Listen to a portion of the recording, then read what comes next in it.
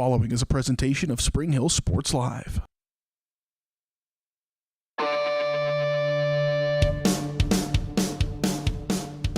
It's time for Spring Hill High School Athletics. On your home for the Broncos, Spring Hill Sports Live. Spring Hill Sports Live is presented by Strode Orthodontics, creating beautiful, healthy smiles. Learn more at StrodeOrtho.com. Also by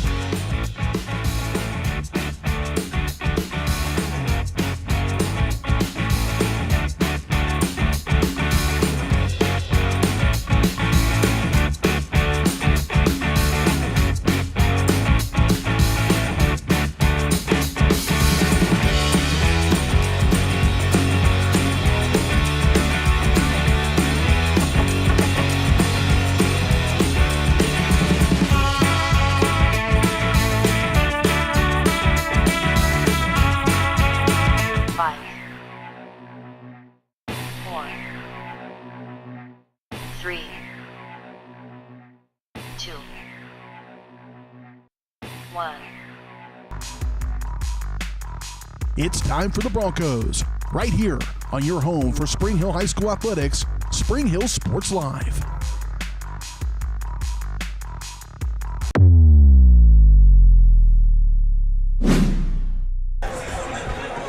And good Friday evening, ladies and gentlemen. Welcome to the weekend. Welcome to another night of high school football here on Spring Hill Sports Live. We are into week number 4 of the Kansas high school football season. Things are starting to shape up a little bit, and for your Spring Hill Broncos, are shaping up pretty good. Spring Hill coming into this ball game right now at 3-0 on the season, 3-0 in the Frontier League, coming off a just phenomenal ball game, 31-28 over Eudora last Friday night, a back-and-forth contest that saw Colton McKenna with 34 carries, 326 yards, and 4 touchdowns. Just an incredible night on the ground for McKenna. The defense was physical as well. And Keanu Teafau, we gave the player of the game last week against them, and this would have been one, if you would have been on the air with me, Matt, may have been a little bit more, I would have been maybe held accountable perhaps. We gave it to Hagen Whitcraft, completely deserving of that, but Keanu Teafau was a factor in that game. If you got a chance to watch some of that, he on the defensive end of things really did cause some problems for Eudora, and we expect the same here tonight as well. We'll talk more about that in a moment as well. Blue Valley Southwest coming into this ball game at 2-1 in the EKL. They're coming off a 38-28 win over Blue Valley West last week right here at this field. Week number 1, a win over Blue Valley 33-19, so some wins over some bigger schools. They did lose last week, but scored some points against the number 1 team in Class 4A, Bishop Miege Stags, 28-51. They fell in that one. And Blue Valley Southwest coming in at 2-1. We should know what we're seeing here tonight, and we'll break down this game a little bit more, Matt, but the Broncos riding some momentum. It should help against an even tougher opponent. They've gone week 2 was Tonganoxie, a little bit tougher. Week 3 was Eudora, I think a little bit tougher than Tonganoxie. Week 4, Blue Valley Southwest, this might be the best team we've faced. Absolutely. This is going to be a good team. It's comparably sized. The schools that we've played so far have been really good 4A programs, but we're going to step it up. There's going to be some depth for Blue Valley Southwest, and last year's indication it was not a fun game for the Broncos. I think they're looking for some revenge this year. All right, well, there's plenty to talk about this ball game as we lead up to kickoff at 7 o'clock. We've still got your keys to the game. We've got your area matchups, starting lineups, and a whole lot more still to come here on the Comfort Designs Heating and Air Conditioning pregame show on Spring Hill Sports Live. And, of course, Spring Hill Sports Live is presented by Strode Orthodontics.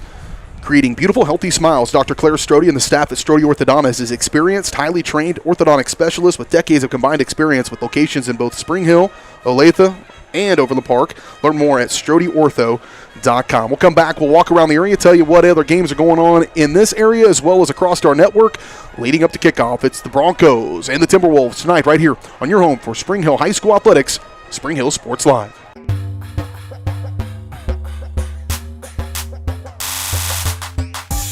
Strode Orthodontics is creating beautiful, healthy smiles. Dr. Claire Strode and her staff have decades of combined experience, offering clear and metal Damon Smile braces and Invisalign clear aligners for teens and adults. Dr. Strode tailors your treatment to meet your specific needs with 3 convenient locations in Olathe, Overland Park, and Spring Hill. Strode Orthodontics is ready to give you the beautiful smile you've always wanted. Call for your free no-obligation consultation, 913-491-3400, or visit StrodeOrtho.com.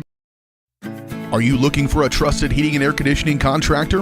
Look no further than Comfort Designs. Comfort Designs Heating and Air has 100% NATE certified technicians who are friendly, knowledgeable, and ready to help. They'll care for your home and complete the job with speed and precision. Locally owned and operated for more tthan 20 years, Comfort Designs Heating and Air Conditioning. See all they have to offer at comfortdesigns.net or schedule your appointment at 913-592-4453.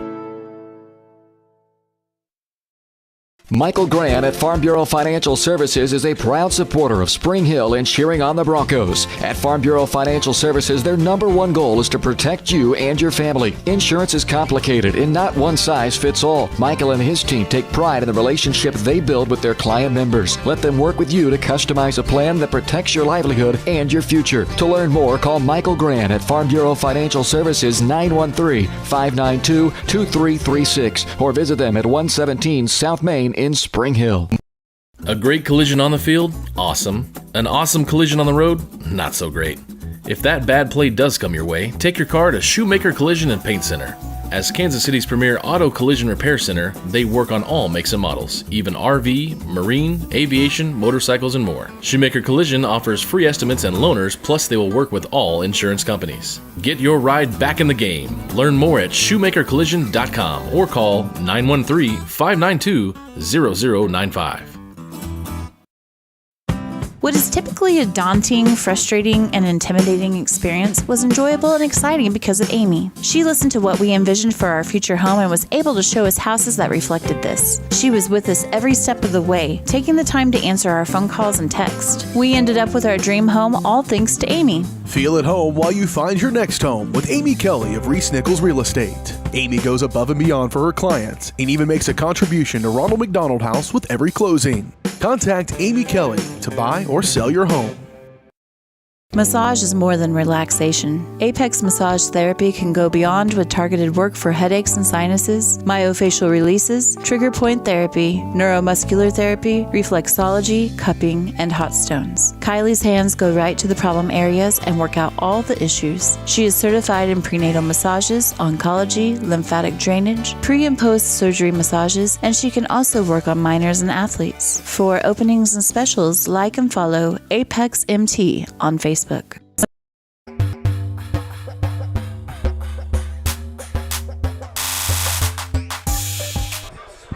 Welcome back out here on the Comfort Designs Heating and Air Conditioning pregame show. BJ Harris, Matt Jones along with you. Caden Carbajo on assignment at Bonner Springs, helping out with Lewisburg Sports Live. And they've got a good matchup, probably one little opposite with Lewisburg at Bonner Springs. Let's go ahead and take a look at our pregame area matchups brought to you by Elliott Insurance Group. Elliott has served the area communities for decades. When you're out traveling to your next big matchup, be sure to look for Elliott Insurance, a location near you. Learn more at ElliottInsuranceGroup.com. What do we got going on around the area, Matt? Well, we'll start with the Frontier League. We have Baldwin at Santa Fe Trail. Eudora is at Ottawa. Tonganoxie is at Paola. And like you said, Lewisburg is at Bonner Springs. Some other network matchups, Columbus at Galena, Baxter Springs at Parsons, and Girard at Frontenac. Nice rivalry game there. And the game of the week in Eastern Kansas, for sure. 6A number one, the state runner-ups from last year, Gardner Edgerton, heading to 5A number one, four-time defending state champions, Mill Valley.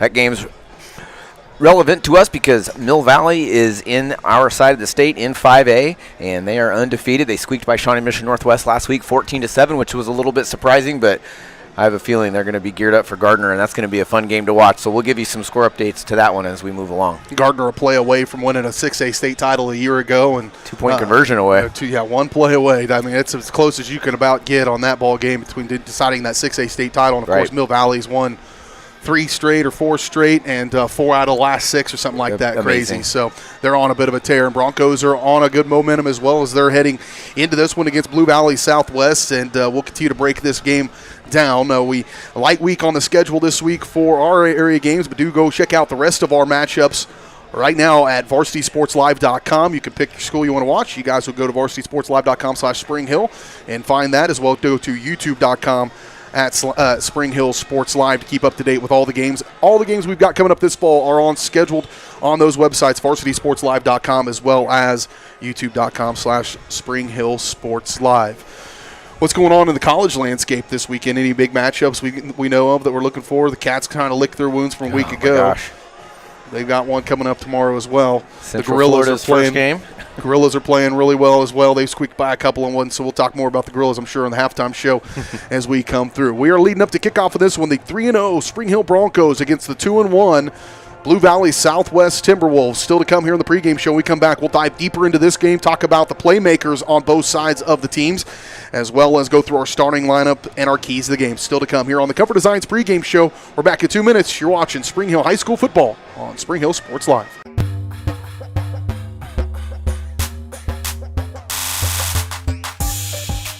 Elliott Group is a proud supporter of Spring Hill and USD 230. At Elliott Group, we work, live, and shop in your local communities. Serving Miami and Johnson counties for more than 45 years, Elliott Group understands your needs. As an independent insurance agency, Elliott Group works with numerous carriers to find the coverage that best fits your needs. In Spring Hill, call 913-592-5552 or visit ElliottInsuranceGroup.com.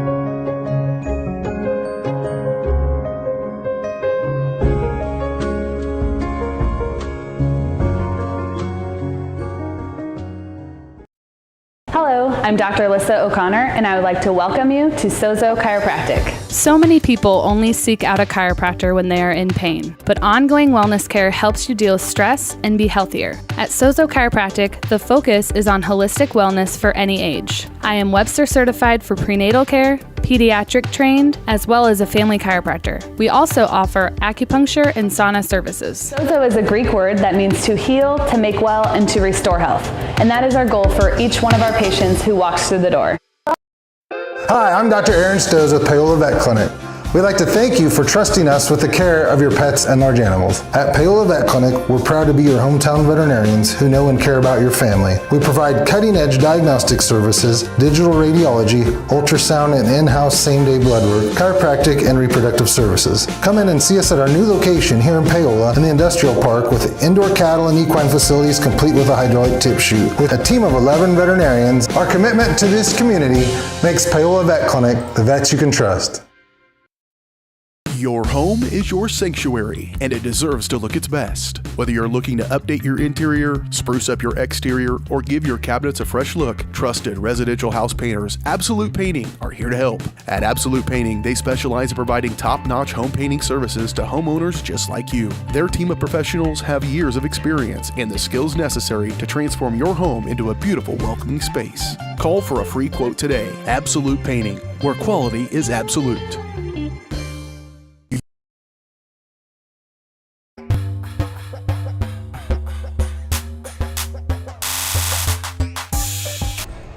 Back out here on the Comfort Designs Heating and Air Conditioning pregame show. BJ Harris, Matt Jones getting ready for this one. The Spring Hill Broncos against the Blue Valley Southwest Timberwolves. Broncos, of course, Matt, coming off that big game last week against Eudora, 31-28. You see those numbers, 46 plays, 342 yards of offense. They had 3 passing yards. It was all on the ground.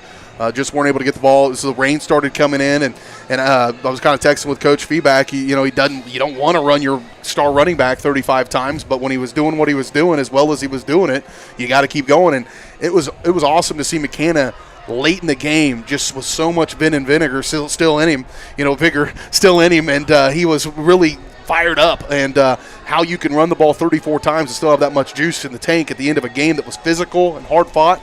But the Broncos got the win, and that was, I think, a very good win for Spring Hill to come out and do it the way they did it. Absolutely.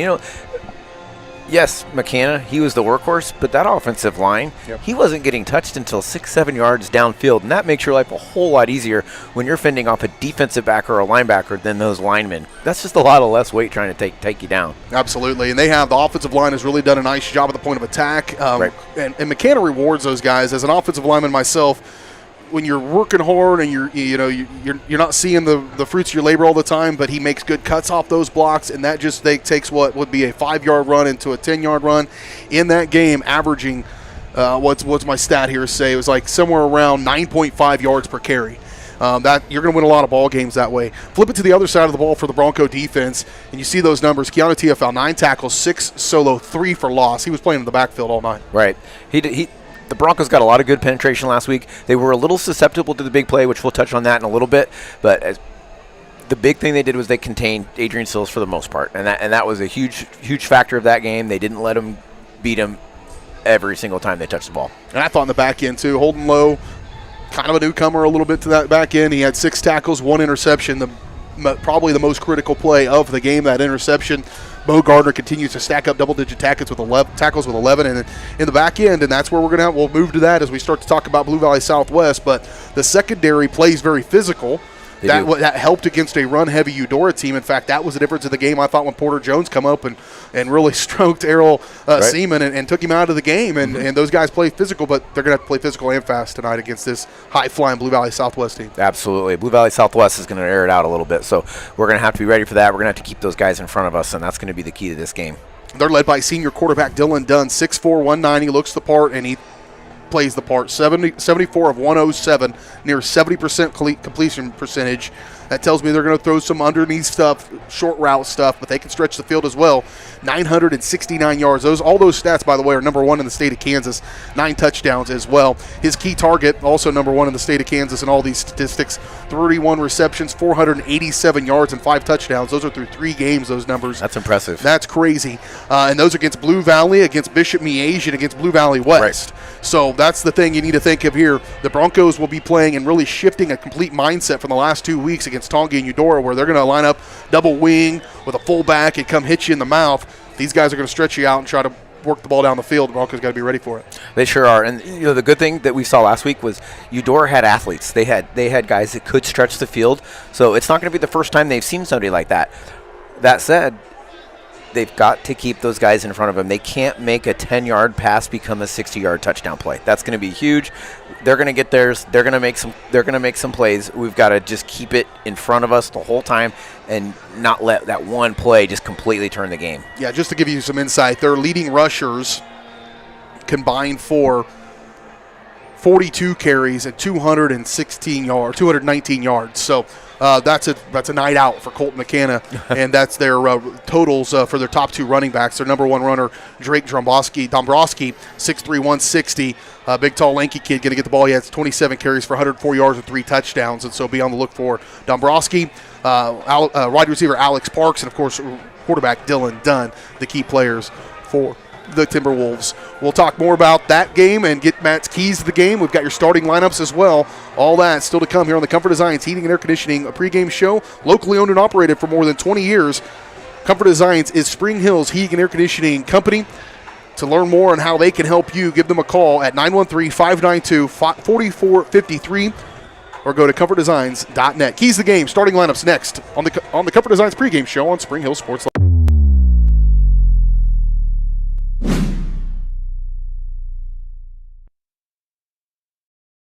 Whether you're trying to make the most of the next harvest, navigating a changing business landscape, or planning for the next chapter in your life, the professionals at Prime Accounting Solutions are here to help. With 10 locations, Prime Accounting offers convenient, friendly accounting and tax services at a fair price. Payroll, bookkeeping, business planning, personal tax filing, and more. And now Prime is the place to go for insurance. Bronco fans can find us at 408 North Webster in Spring Hill or call 913-592-2050. To find a location near you, go to primeaccounting.net.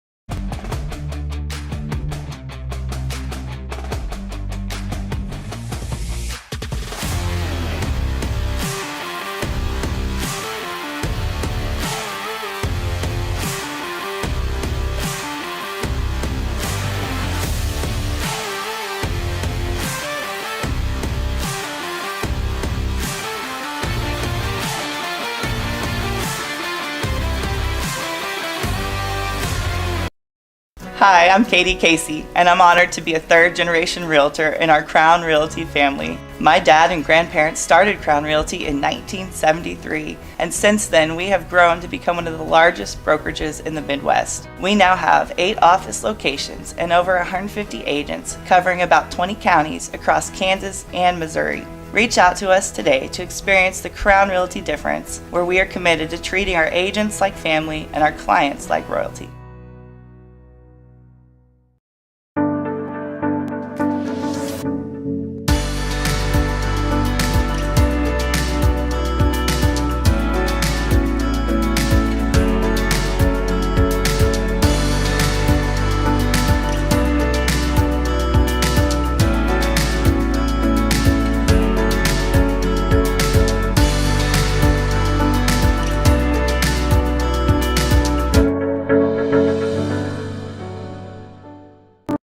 Michael Grant at Farm Bureau Financial Services is a proud supporter of Spring Hill and cheering on the Broncos. At Farm Bureau Financial Services, their number one goal is to protect you and your family. Insurance is complicated and not one size fits all. Michael and his team take pride in the relationship they build with their client members. Let them work with you to customize a plan that protects your livelihood and your future. To learn more, call Michael Grant at Farm Bureau Financial Services 913-592-2336 or visit them at 117 South Main in Spring Hill.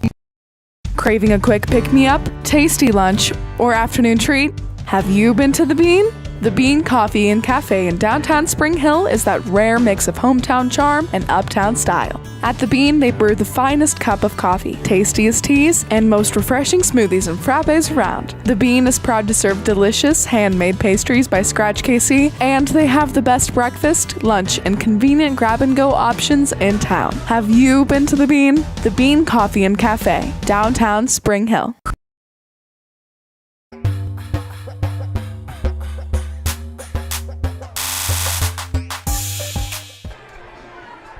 Kicked off this day with a iced caramel latte from the Bean, as yum. a matter of fact, as we come out of the break there. It was delicious. And Q started her day with a frappe, which is just ice cream. That's not a way to start your breakfast. I just found that out recently. She started with a frappe and a cinnamon roll. Nice.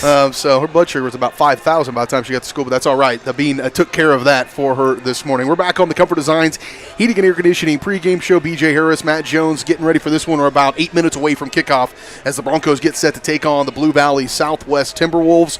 We'll have it for you in just a moment. Let's take a look. We mentioned those players. We mentioned Colton McCanna's big game last week, and the defense up front with Keanu TFL, and obviously talked about the Blue Valley Southwest Timberwolves and the talent they've got at their skill position players. Let's take a look at our keys to the game, brought to you by Spring Hill Fall Festival. Mark your calendars now for next weekend.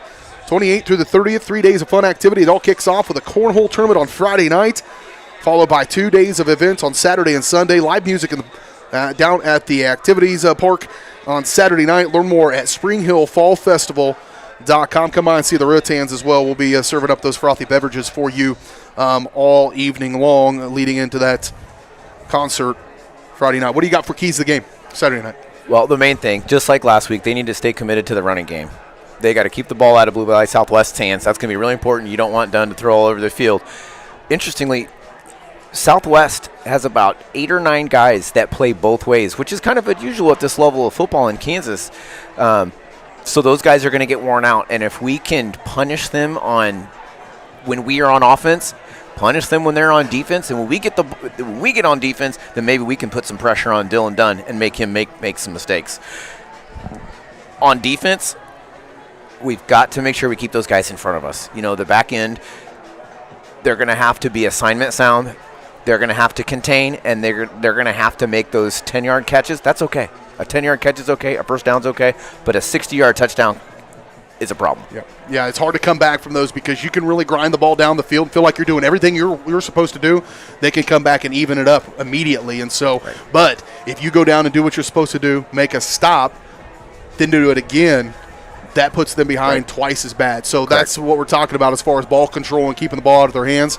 Matt, we talked about this a little off the air about whether or not this could be an emerging rivalry or whether or not it is. The Broncos playing well. I was curious today and had to go see exactly how far away these two schools. As a guy who drove 25 miles one way to high school every day, two schools being that far apart, 4 miles as the crow flies, about 4 sections apart from one another. It's got to be something that could be building up to be a rivalry. Two similarly sized schools growing at similar paces with people who are probably related, spread out throughout the school districts. And so it starts with the Broncos being consistently competitive with them, and that is the case we have tonight. I think this is going to be a darn good football game, and we're settled in for a good one tonight. Absolutely. I'm excited for it. And this is a good measuring stick again for Spring Hill to see where we are. You know, we've taken care of business with the Frontier League foes, and now we need to see, you know, how it is for a quality 5A opponent.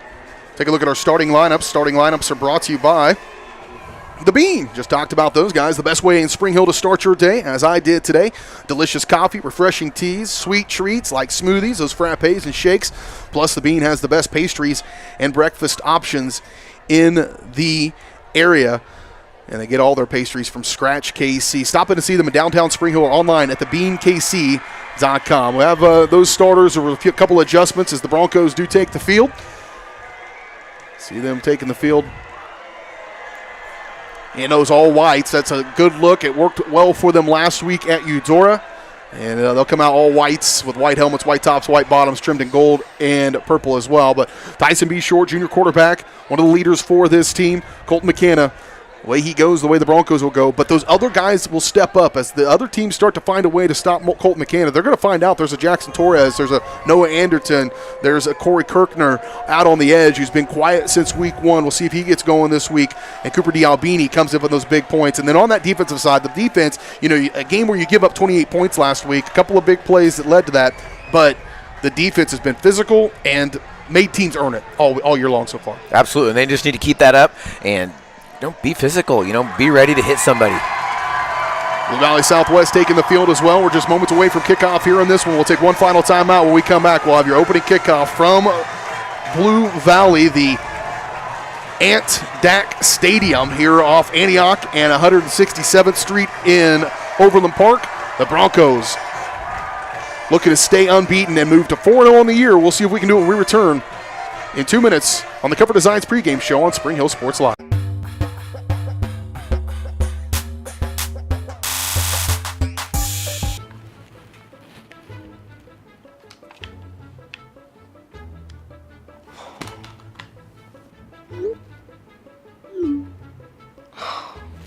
Stupid Go Brawley internet.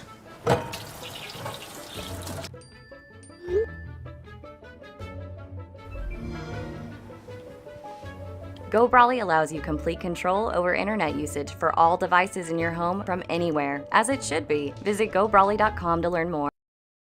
Hers Incorporated in Spring Hill is your area's premier small engine repair shop. Before you replace that faulty trimmer or mower, let our experts get you back to work. And if you are in the market for a new handheld, we carry Maruyama and Red Max trimmers. Plus, Hers is still the best place for hydraulic hoses, cylinder repair, and mechanical control cables. If that's not enough, we're also a UPS drop-off location. To learn more, visit us at hersinc.net, call 913-247-3530, or just stop on by. Strode Orthodontics is creating beautiful, healthy smiles. Dr. Claire Strode and her staff have decades of combined experience, offering clear and metal Damon smile braces and Invisalign clear aligners for teens and adults. Dr. Strode tailors your treatment to meet your specific needs with 3 convenient locations in Olathe, Overland Park, and Spring Hill. Strode Orthodontics is ready to give you the beautiful smile you've always wanted. Call for your free no-obligation consultation, 913-491-3400, or visit StrodeOrtho.com. Your home is your sanctuary, and it deserves to look its best. Whether you're looking to update your interior, spruce up your exterior, or give your cabinets a fresh look, trusted residential house painters Absolute Painting are here to help. At Absolute Painting, they specialize in providing top-notch home painting services to homeowners just like you. Their team of professionals have years of experience and the skills necessary to transform your home into a beautiful, welcoming space. Call for a free quote today. Absolute Painting, where quality is absolute.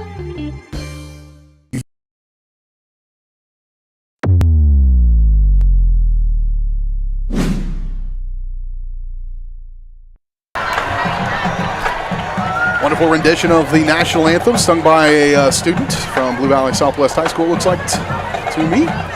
Really nice job here as the seconds tick down. Ready for game time here, Blue Valley Southwest against the Spring Hill Broncos. Don't forget about our Chamber Connection, brought to you by the Spring Hill Chamber of Commerce, reminding you to support our community and shop local.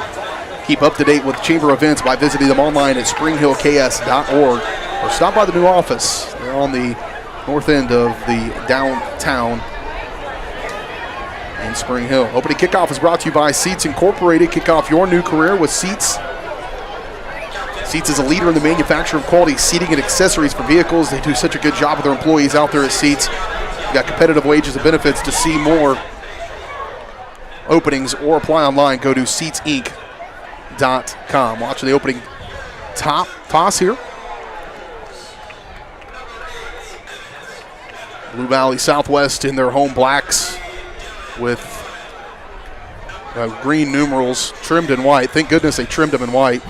Broadcasters, I'm on a member of several play-by-play broadcaster pages on Facebook, and like the number one gripe among broadcasters is dark numbers on dark jerseys. I never would have thought about it. It looks sharp. It looks great. I like the look for what it's worth, but as the lights start to go down and everything else, it's going to be tough on my old eyes. So the Broncos have won the toss once again. They've elected to defer to the second half. So we're going to see a chance to see that Bronco defense on the field to begin things and set the tone here tonight in this one. The Broncos looking to move to 4-0, 3-0 on the year, wins over Bonner Springs and Tonganoxie and Eudora in weeks 1, 2, and 3. Blue Valley Southwest would win over Blue Valley in week 1. They lost to Bishop Miege, number 1 ranked team in Class 4A in week 2, and they got a win over Blue Valley West last week to be in 2-1 on the season and 2-1 in the EKL as well. All three of those teams have won state championships in the last 3 years. West, Blue Valley High, and Miege. My camera for my ball on and to go are just not going to work tonight. So I'm going to do this and we'll remember. Good student sections all the way around. Broncos brought their student section as well. Looks like it's neon night tonight. Safety first, of course. That's right. You got one over there on the Spirit Squad getting them cheered up. We talked about that last week. I really think they played a factor in that game. Absolutely, they were still into it late. Right, it was raining. And it was raining, and everybody stuck around, and so the students, I think, saw the role they can play in this one. Broncos moving from right to left.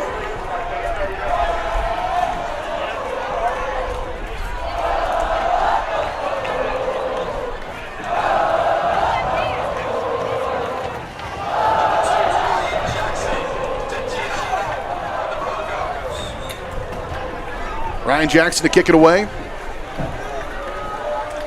Southwest, Alex Parks to the near side. He'll be their key receiver. And to the far side,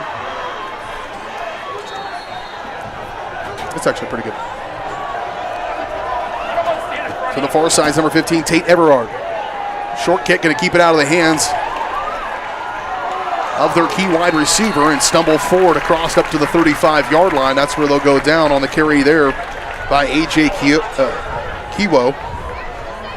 Kuwo, sophomore running back. They were obviously trying not to kick that to Alex Parks, and that's what they did. Still in your writing apparatus. Use it all you want. Blue Valley Southwest will start this drive at their own 37-yard line.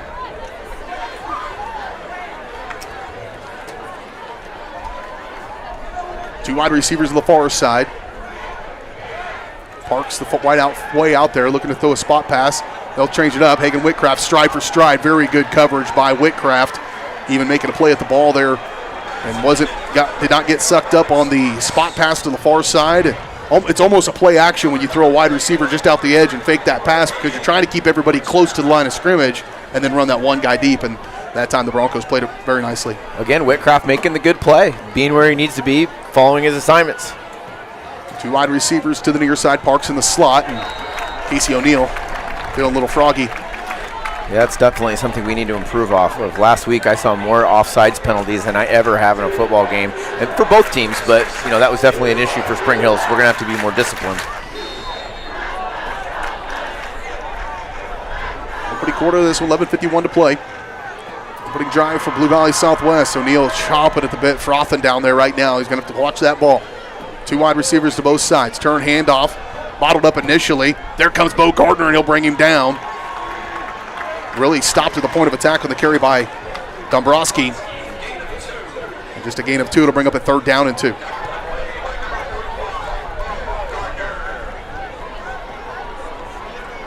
Tackle made by Gardner. Scraping off that backside, and the D-line held at the point where he wanted to be, and now officials will stop play. They're going to move that ball back a yard. Yeah. I thought it felt like a pretty generous spot. Well, it makes it a 3rd down and 3 instead of a 3rd down and 2. That is a big difference in high school football. 3 wide receivers to the far side. Tight end near side is Dombrowski to the left of the quarterback, Dylan Dunn. Dunn, a shotgun snap, call for it. Turn, handoff, Dombrowski trying to get to the edge, trying to get bobbled up, and he's able to. Good block out on the edge by the offensive line. Finally escorted out of bounds by Noah Anderton, but not before he could pick up 12 yards on a 3rd down and 3. good block out on the edge. Didn't see who got it. I think it was a lineman hustling out there to get a seal block on a corner and escorted Lowe out of the play. Holden Lowe, 6'4", 210. Showed up last week. A big, maybe game-winning interception. Coach Feback hustling off the field. 2 wide receivers far side, 2 wide receivers near side. They'll reset the play clock as well. Dunn looks to call for it. Running back just to his right is Luke Faulkner. Looking to his left all the way. Dunn lets it fly. He's got his man out there. Makes the play and escorted out of bounds for a gain of 9. Again, the coverage was there. There's a really good throw and catch. At this point, still keeping them in front of you. Catch was made by either number 8 or number 9. I think it's number 8. Gain of 9 brings up second down and 1. 2 wide receivers far side, 2 near side. Same formation they had a moment ago. Dunn. When he rolled over, I thought he rolled over with the ball. I was going to put a lot of pressure on that official. It may not matter. Holding against Blue Valley Southwest. The biggest play of this opening drive for sure, on a holding penalty that would have put the ball at the 2-yard line. Still good coverage. Good coverage by the Broncos on that one. I mean, that was just a really good throw and catch. Dunn threw it to where, he thought only his guy could get to it. And just like last week, we had a big interception by Whitcraft going downfield, and he wrestled the ball away from him. You just got to keep being physical. So instead of 1st and goal at the 3, it's 2nd and 10 at the 43.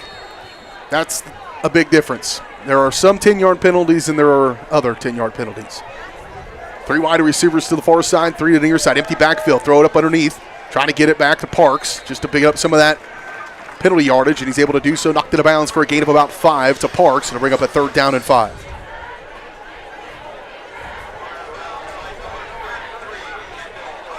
Couple of penalties, one by each team on this drive.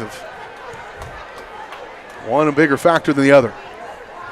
Faulkner to the right of Dunn. Balance set once again. Straight drop, looking right all the way. Throws it underneath.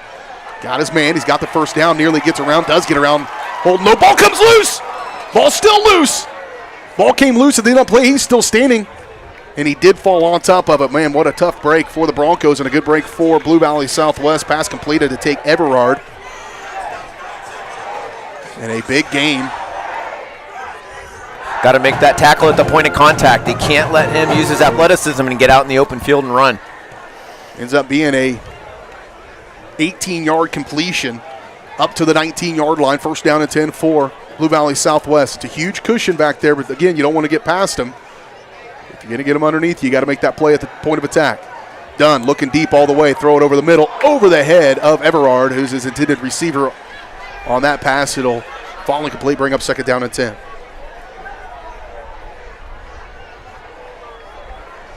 %70 passer is Dylan Dunn, approaching 1,000 yards on the season. In fact, probably just went over it on this drive. He's got 30 yards, 27 yards passing, and he was up near the 1,000-yard mark through 3 weeks. 71 completions. You can see why. A lot of underneath stuff, but they're moving the ball. Pressure coming. Tiafau's getting held the whole time. Keanu throws it. They'll throw it up for the man, and he's got the catch. Man, Tiafau should have gotten a sack. He got held to get there. It was a little bit late, and then staying with it. He finds his man. I believe it, Emmett Peters. That's unfortunate. I mean, Dunn made a really good play, and the receiver kept fighting to get open, but that's not a bad drive, to be honest. I mean, I know they scored a touchdown, but they just got to keep their heads up and keep fighting. Ended on a 19-yard completion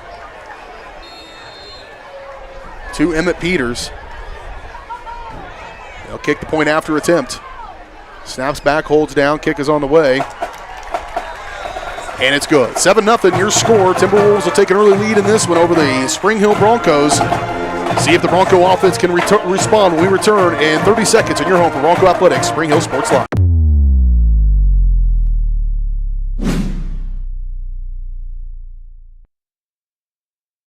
home is your sanctuary, and it deserves to look its best. Whether you're looking to update your interior, spruce up your exterior, or give your cabinets a fresh look, trusted residential house painters Absolute Painting are here to help. At Absolute Painting, they specialize in providing top-notch home painting services to homeowners just like you. Their team of professionals have years of experience and the skills necessary to transform your home into a beautiful, welcoming space. Call for a free quote today. Absolute Painting, where quality is absolute.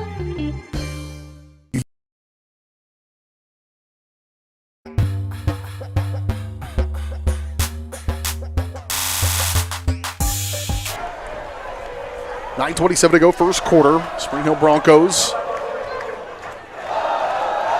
down by 7 here against Blue Valley Southwest. Southwest goes 63 yards on 8 plays.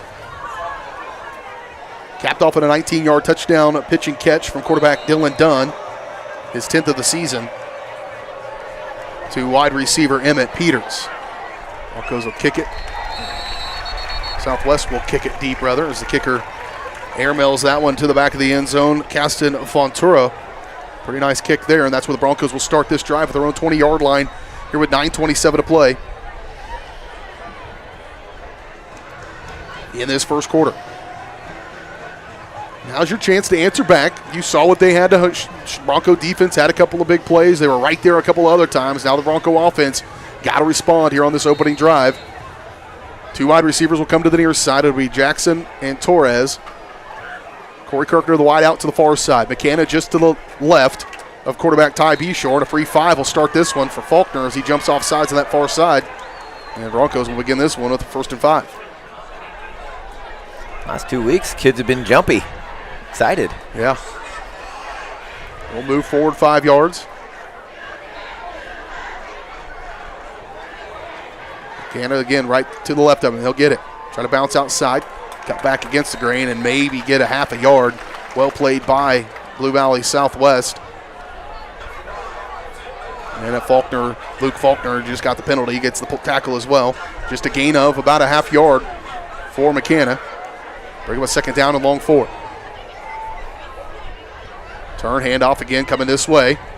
Not much there, not getting near the push. Again, they're gonna be a little bit better up front than we saw a week ago with Eudora, and that's a no gain on the play. Maybe a loss of a half a yard. We're gonna bring up a 3rd down and 5. Clock continues to tick here, 8:44 to go, first quarter. Opening drive offensively for the Broncos. Kirkner will split out to the near side. D'Albini, the tight end, will flip to the other side. McKenna and Anderton in the backfield. They'll hand off to Anderton, trying to find his way. Backside going forward. He's going to be short of the 1st down. Just stopping him about 1.5 yards, maybe 2 yards short in a punting situation for the Broncos. Definitely the situation you didn't want to find yourself in, going 3 and out on your first offensive series after a Southwest score. The defense is going to have to hustle back in and bow up. The Broncos are more equipped for that. You mentioned in your keys to the game about, platooning for Spring Hill and not so much for Blue Valley Southwest. They're putting their best guys on the field, both sides of the field, and the Broncos are as well. They've just gotten able to do that with the 2 squads. And Carson Royal to come on and punt it away. He started to find his leg a little bit. A nice angling kick. Be fielded by Parks on the far side. He's getting over there in a hurry. And going to be knocked out of bounds by Holden Lowe just inside Bronco territory. He'll be knocked out of bounds around the 46-yard line, and that's where Southwest will start this drive at the Bronco 46. It was 7:30 to 9 to go in this opening quarter. Got a hold of it pretty well, but he almost needs to get a little more loft underneath it so he doesn't outkick his gunners. Well, it looked pretty. Straight up, turned it over and came back down. Big drive here, an opportunity for the Bronco defense. They were, again, right there, an interception nearly, a sack nearly. And you got to like your chances throughout the game. If on the opening drive you're right there to get there on drive number 2, now is the time to do so. Turn, handoff. One guy threw it, a big run on 1st down, bursting through there on the carry for number 25. That is Max Flowers. Flowers, a 10-yard run on 1st down. They're coming at him with a few different guys, too, in the middle. Kind of a running back by committee And then Parks is their guy they want to get the ball to on the edge, and you saw why on that return. He's got some scoots. Tied in near side as a wing is Faulkner. Flowers will stay in there behind Dunn. Dunn rolling to the near side, looking down the field, throws it up. He's got his man. Easily caught out there as Everard will drop his shoulder and say welcome to Friday nights to Holton Low. Didn't like that as Everard was going to keep on going. Got to wrap up right when you hit him that first time. You got to be assignment sound. That's something they've been pretty good at this season, but got a different level of athlete this evening. Number 15 for 15 yards. I'm pretty sure Everard, I'm not as good with names. I'm pretty sure we had a Blue Valley Southwest kid in the Shrine Bowl a couple of years named Everard, so good chance there's some relation there. 2 wide receivers far side, 1 to the near. Turn off, hand off for Flowers. Another big run right up the middle for Flowers. And he drugged some defenders. A lot of yards after contact on the pass and yards after contact on this run as he'll drag him forward up to the 1 yard line on a 9-yard run. You know, just like we said about the Broncos last week, that line's getting a good surge for the Timberwolves, and it's a whole lot easier to carry a couple defensive backs with you than it is a couple linemen. First down and second down and goal rather from the 1 yard line. Handoff. Flowers. Touchdown. That was too easy for Blue Valley Southwest on that drive. Broncos have to find an answer. Point after attempt forthcoming for Spring Hill. 6:36 to go. It's really important right here at this stage of the game. Don't let yourself get too deflated. That's really easy to do. They're frustrated. They're feeling down. A lot of game time left. The AT is up. Pretty good kicker. And it is good. 14-0. 6:36 to go in the first quarter. Broncos in an early hole. We'll see if they can bounce back offensively when we return right after this on Spring Hill Sports Live.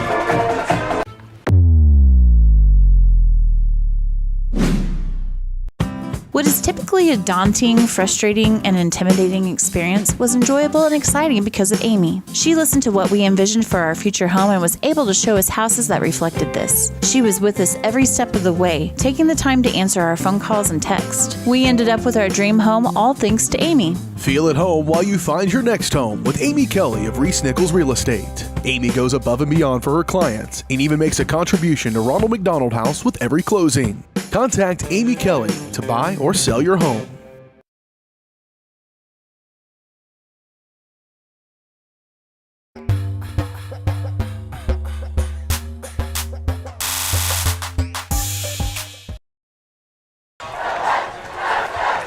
Blue Valley Southwest teed it up once again to kick it away to the Broncos. Kendall Heiss.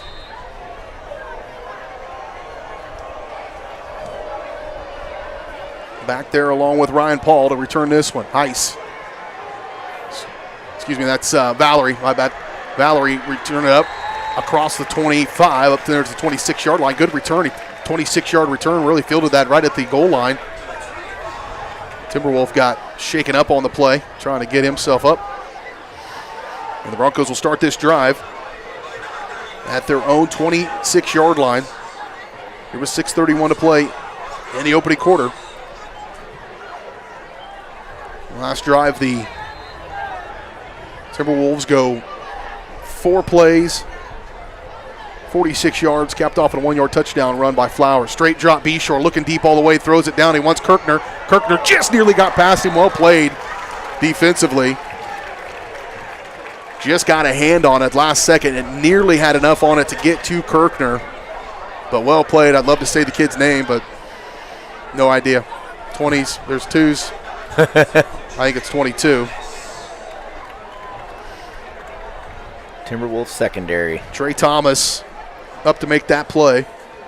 And to bring up a second down. Turn handoff. McKenna rolling forward.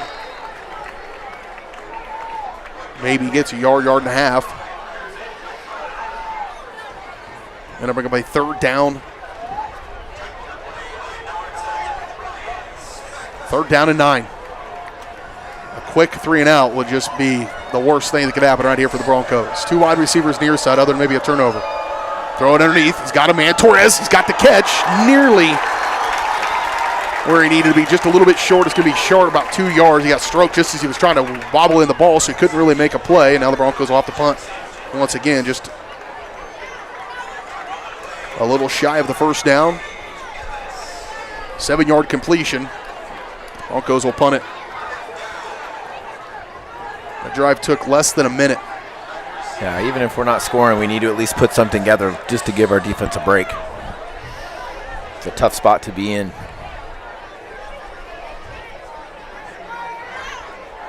Carson Royal to punt it away. Got a good one last one. He'll get another knuckler, a little short. Fielded at the 35-yard line, near side return for Parks.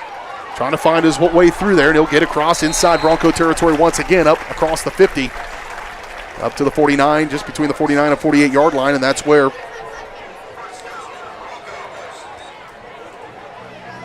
Blue Valley Southwest will start this drive at the Spring Hill 48. 5:08 to play first quarter. You definitely can't go behind 3 scores in the first quarter. That's tough. That takes the entire game to try to dig yourself out of it. That's if nothing else goes bad for you. Correct.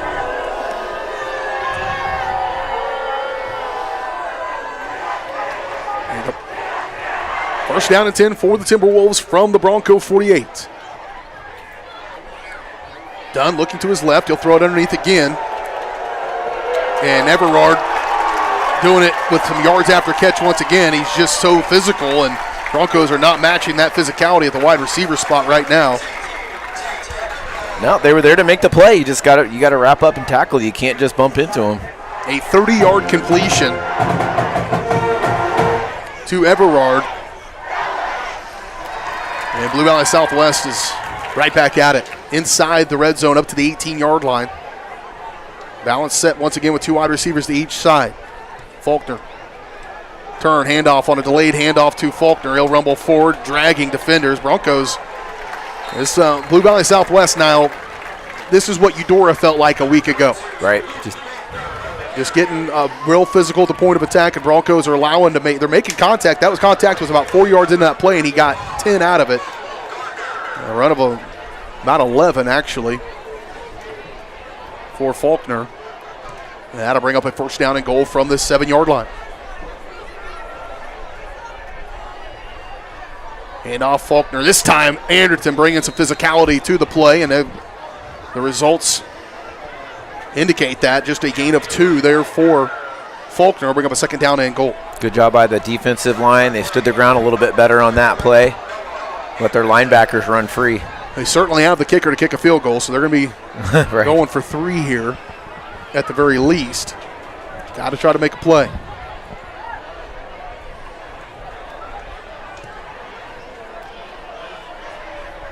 Just under 4 minutes to play first quarter. Toss sweep, far side Faulkner trying to get ahead of steam going forward. He will stop now. A penalty flag will come in. That'll likely be in the vicinity of a hold, as Carson Royal and his offensive linemen were curled up down there. I'm sure he got ripped to the ground, and we'll see what the penalty is. It is a hold against Blue Valley Southwest. Big break for the Broncos here that'll back them up 10. Back to the 15-yard line is where they'll mark that down. So holding penalty, hopefully enough to derail this drive for Blue Valley Southwest. Just need a little break. Those little things can go a long way. Broncos have 2 possessions. I'm not real great at keeping time of possession, but I bet the Broncos have possessed it for about 2.5 minutes of what otherwise has been all Blue Valley Southwest offensively. Handoff again, Faulkner going forward. He'll be stopped shy of the 5-yard line. Still good run. 5, maybe 8 yards on the run up near the 8-yard line.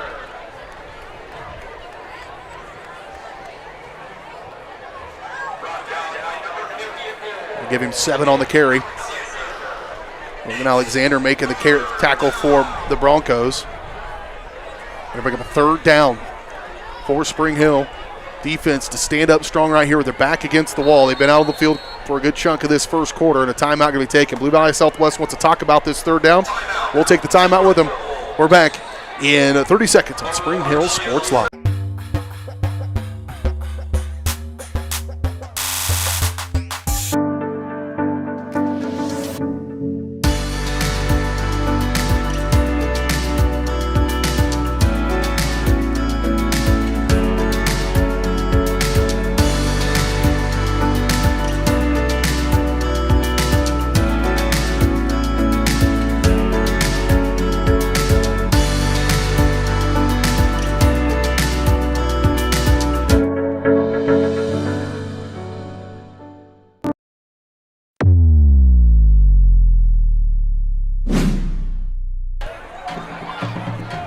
14-0, 3:03 to play in the first quarter. Blue Valley Southwest driving after having back-to-back drives with really good field position. They are set up with third down and goal from the 8-yard line.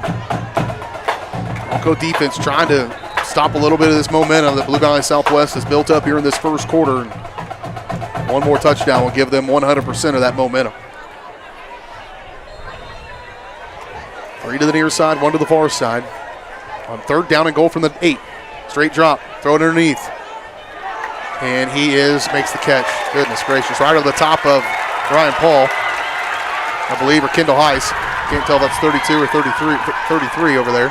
No, that's a really good play by Dunn and his receiver, just throwing it to the corner of the end zone. Only one person could catch it, and that's the offense, and the receiver went up and made a play. I believe that was Flowers again, his second touchdown catch of the game. That one for 8 yards. 2:58 to play. Broncos are in a deficit now. Point after attempt forthcoming. A kick is up.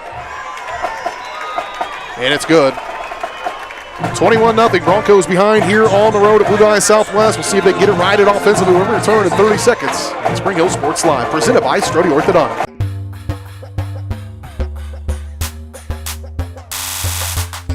Hi, I'm Katie Casey, and I'm honored to be a third-generation realtor in our Crown Realty family. My dad and grandparents started Crown Realty in 1973, and since then we have grown to become one of the largest brokerages in the Midwest. We now have 8 office locations and over 150 agents covering about 20 counties across Kansas and Missouri. Reach out to us today to experience the Crown Realty difference, where we are committed to treating our agents like family and our clients like royalty.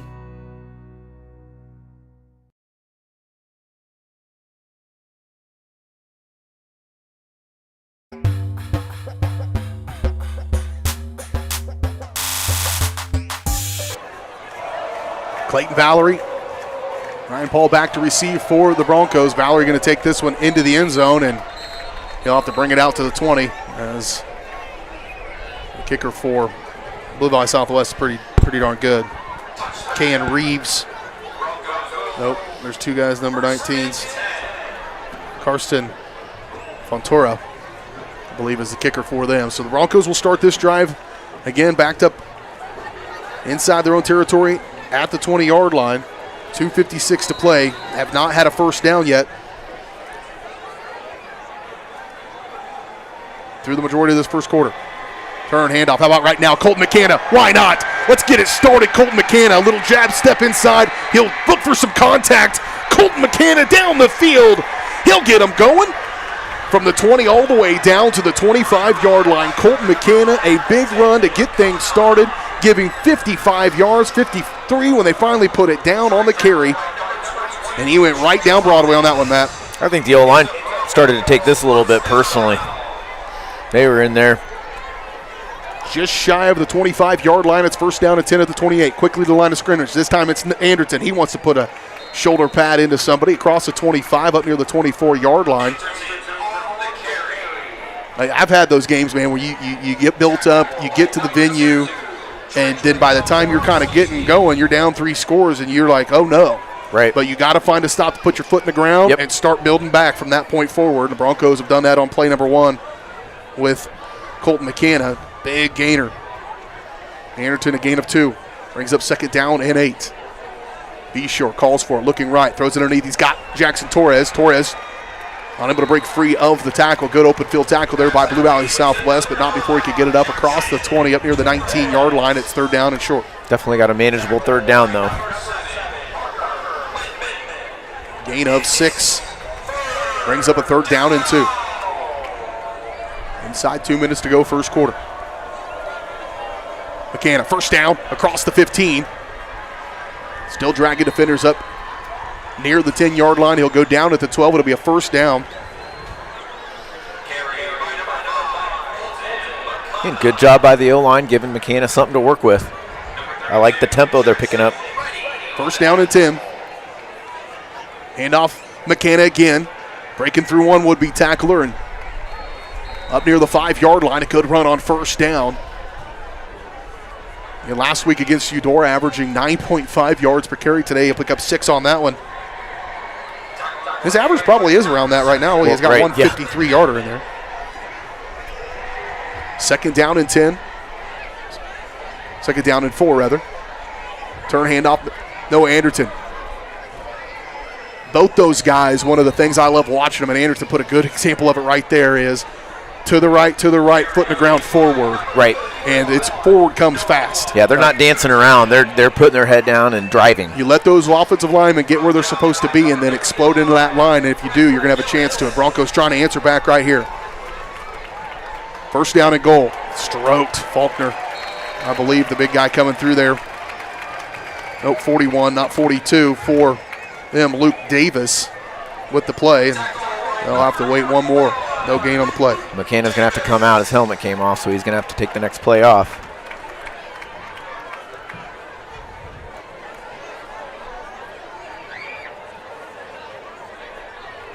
He will come off the field. Luckily, you got a hard-nosed kid like Noah Anderton that you know can get you some positive yards. Second down and goal just inside the 5. 4-yard line. Torres, he'll get it. Torres trying to pick his way. Still driving forward, leaning for the goal line. Jackson Torres doing it with some of that strength. I mean, he got hit behind the line of scrimmage.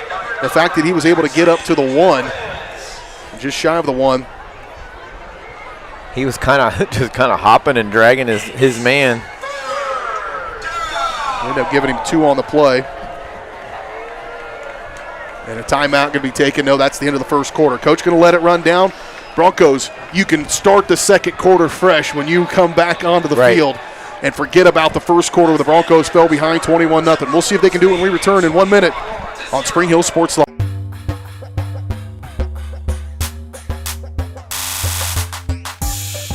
Elliott Group is a proud supporter of Spring Hill and USD 230.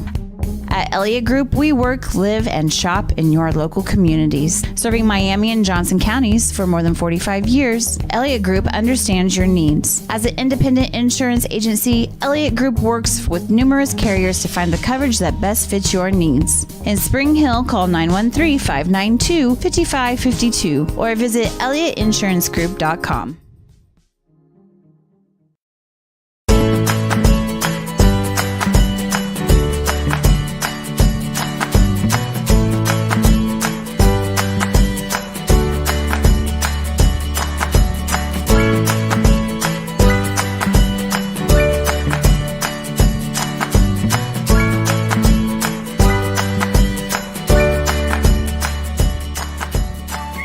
Option Bank Community Banking at its best. Member FDIC, Equal Housing Lender.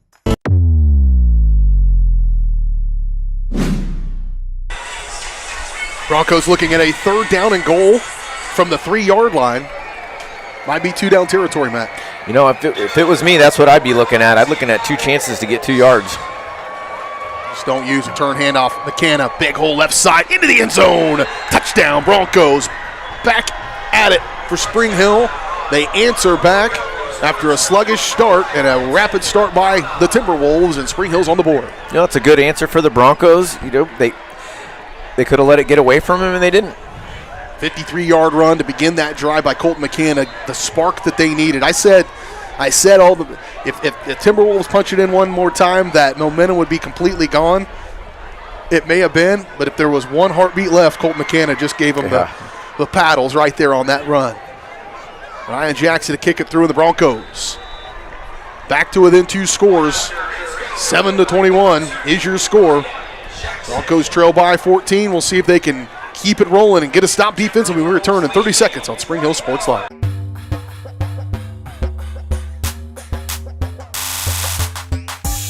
For more than 20 years, Gherkin Rental has been the place to go to get the job done in eastern Kansas and western Missouri. With a huge selection of quality equipment, from roll-offs to trailers, telehandlers to generators, power washers to popcorn makers. Experienced equipment professionals and clean, well-maintained tools to help you get the job done right the first time. Gherkin Rental. Stop by any of their 13 locations across the KC Metro or call 855-GHERKINS. That's 855-437-5367.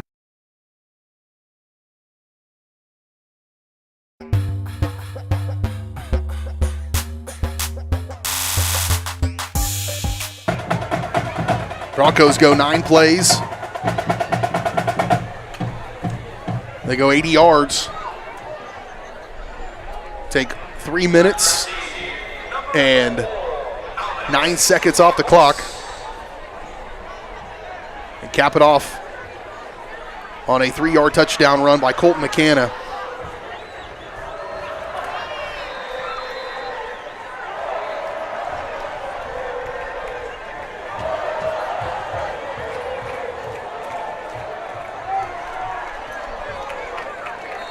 Short kick.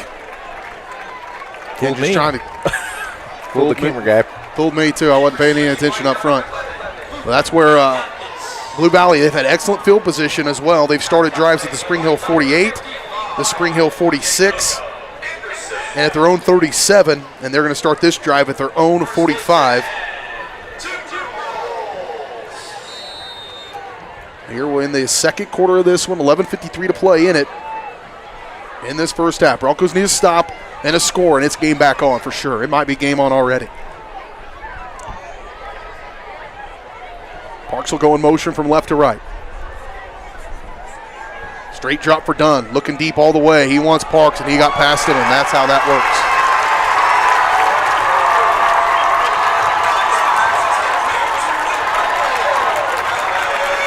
A one-play, 55-yard pass. And they know what they're going to do with that dude.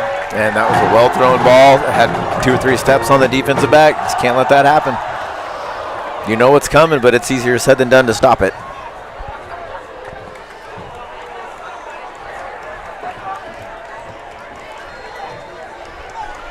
Point after attempt forthcoming.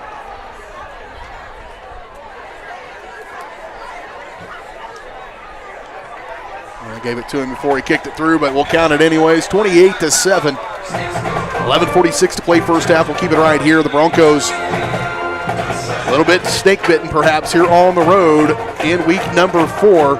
It's not come easy for them, Matt, this year. They've had to work and earn those last 2 games for sure. Absolutely. Against really good competition. Certainly not probably the same level of competition that Blue Valley Southwest has seen, but they were tested for sure coming into this one. But this is a little bit different type of football, and that's a big change from last week. I'd say this is a different level. You know, they hung with Bishop Miege, who's a perennial power, obviously, and Blue Valley High, Blue Valley West, both successful programs recently. Blue Valley Southwest is really good, and they're going to make some noise throughout the playoffs this year. You know, you look at Southwest and Mill Valley, it's probably the top 2 teams on this side of 5A, including and us included. But you know, Southwest is going to make some noise this year.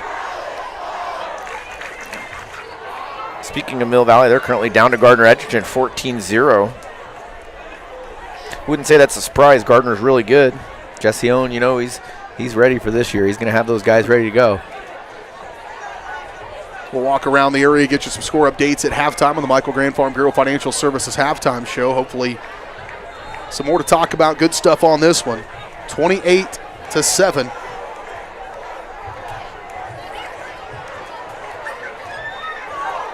Kick it deep to the Broncos. They'll get it up to the 35-yard line. Good field position for them on the return for Hagen Whitcraft.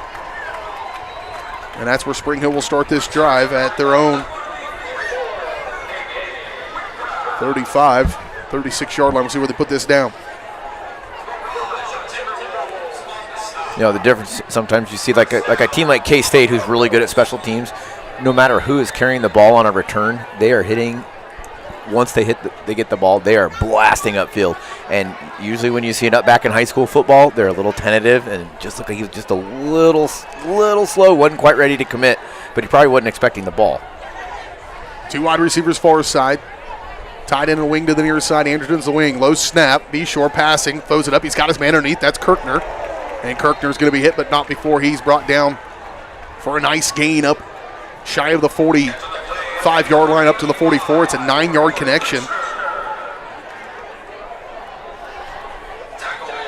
Good to get 2 touchdown catches in week number 1 against Bonner Springs, did Kirkner, and haven't seen much of him since. Handoff up the middle. First down across the 45. Up near the 46-yard line. It's going to be close to a first down, I should say. I had him going across the 45 for a first down, so I'm wrong. It's short of a first down. So a gain of 1 will bring up a 3rd down and short.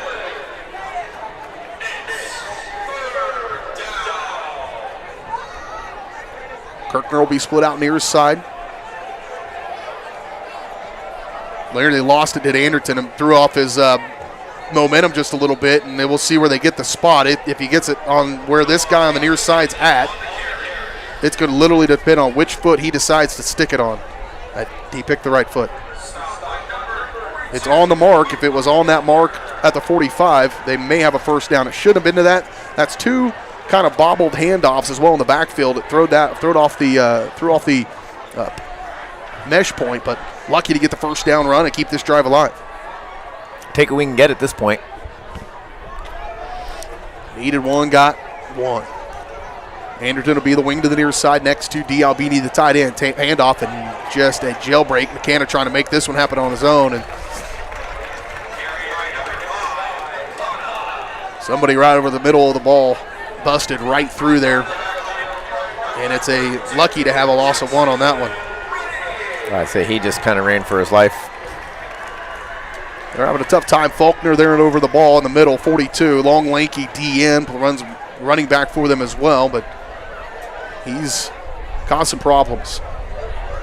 2nd down and 11. McKenna flip from his left to his right of B-Shore.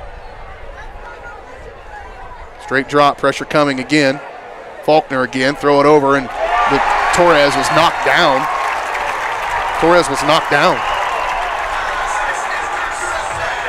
Not much you can do when your receiver's being pushed out of the way. I mean, he was so far out of position because of that. I can see why they didn't see much, but you can't get knocked down as a wide receiver 20 yards down the field. It doesn't matter where you are. Well, you can hit him 5 yards, but you can't do it 20 yards. Right. That's a miss for sure. I mean, underthrown perhaps, but he didn't ever have an opportunity to come back and play for it. And now it will start the play clock with Blue Valley Southwest still huddled on the sideline. First interception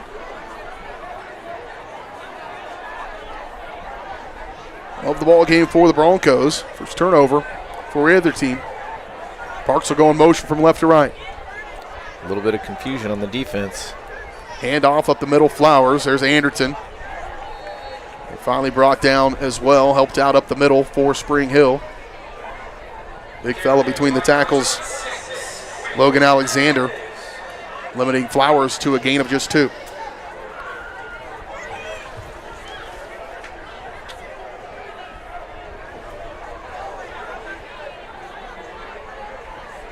And Casey O'Neill earned it. They tell you if you're going to do it, you might as well do it. Right. There might have been a little roly-poly action on the on the part of the Southwest lineman. Well, acting. It's all right. I probably would have done the same thing. I'm afraid if Casey O'Neill had done that while you were in a stance, Matt, you might have rolled a couple of times backwards. I would have lowered my level quicker than the other guy. You would have. I got in and got a low single. It's enough for a couple of yards, moves it up across the 45. It's 2nd down and 3. Straight drop for Dunn again, looking left this time. Wanting Everard, throws it up. He's got Everard. What a beautiful catch. Everard is just very hard to bring down, and he drags defenders. His contact was about the 25. That will be a 54-yard pitch and catch by the time it's all said and done.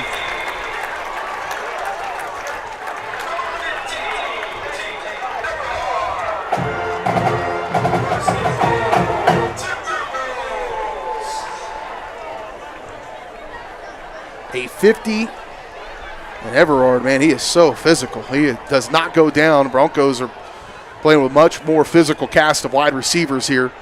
They block good on the edge as well for one another, and that's the scheme. So if you can have some good blocking wide receivers and then some good catching wide receivers to stretch the field, you're feeling pretty good. A timeout taken by Blue Valley Southwest. We'll go ahead and take it. We're back in 1 minute. You're watching Spring Hill High School football on Spring Hill Sports Live.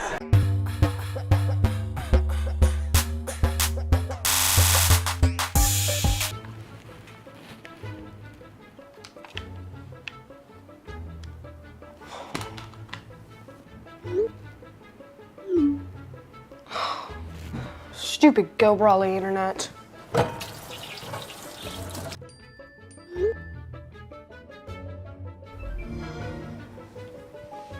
Go Brawley allows you complete control over internet usage for all devices in your home from anywhere, as it should be. Visit GoBrawley.com to learn more.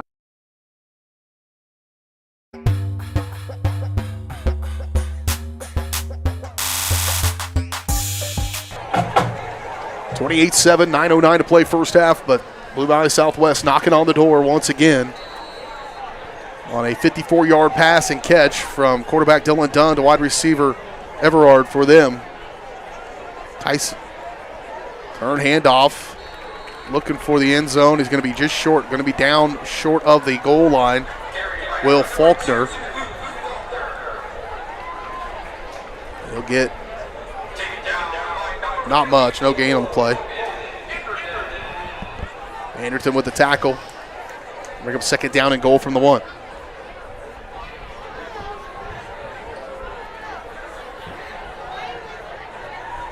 Again, Faulkner stroked by Casey O'Neill, but finally wrestles in. He got blocked, but stroked at the line of scrimmage.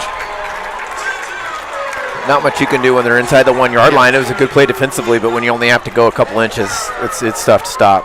Faulkner gets rewarded with a 1 yard touchdown run with 8:37 to play.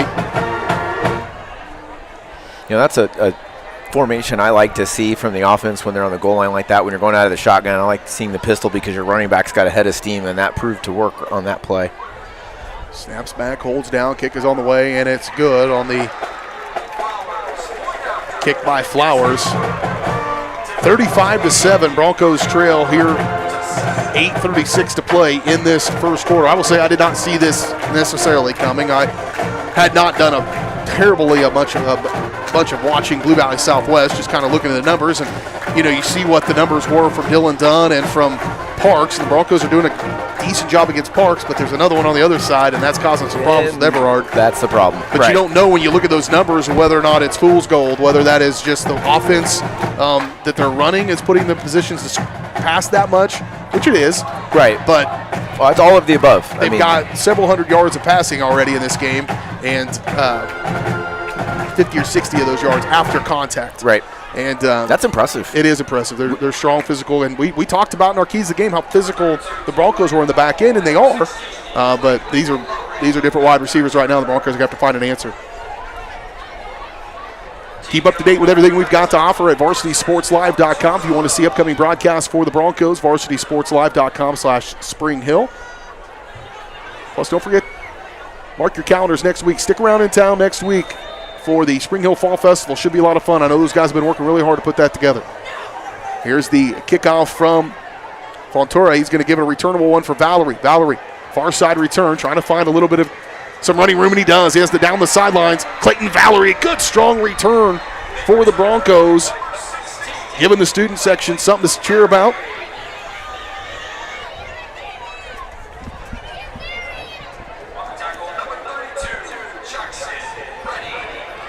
So the Broncos will have pretty good field position to begin this drive.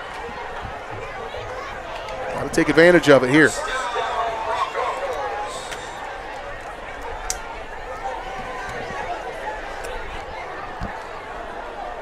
First down and 10 for Spring Hill at their own 38-yard line. With 8:29 to play in this first half. Handoff McKenna. Hit at the line of scrimmage. Able to fall forward for a gain of about a yard, maybe a yard and a half.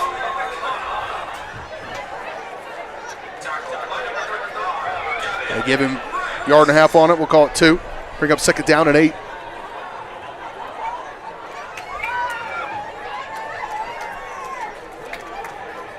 Turn, nope, roll this way, throw it underneath, and just out of the reach of Jackson Torres.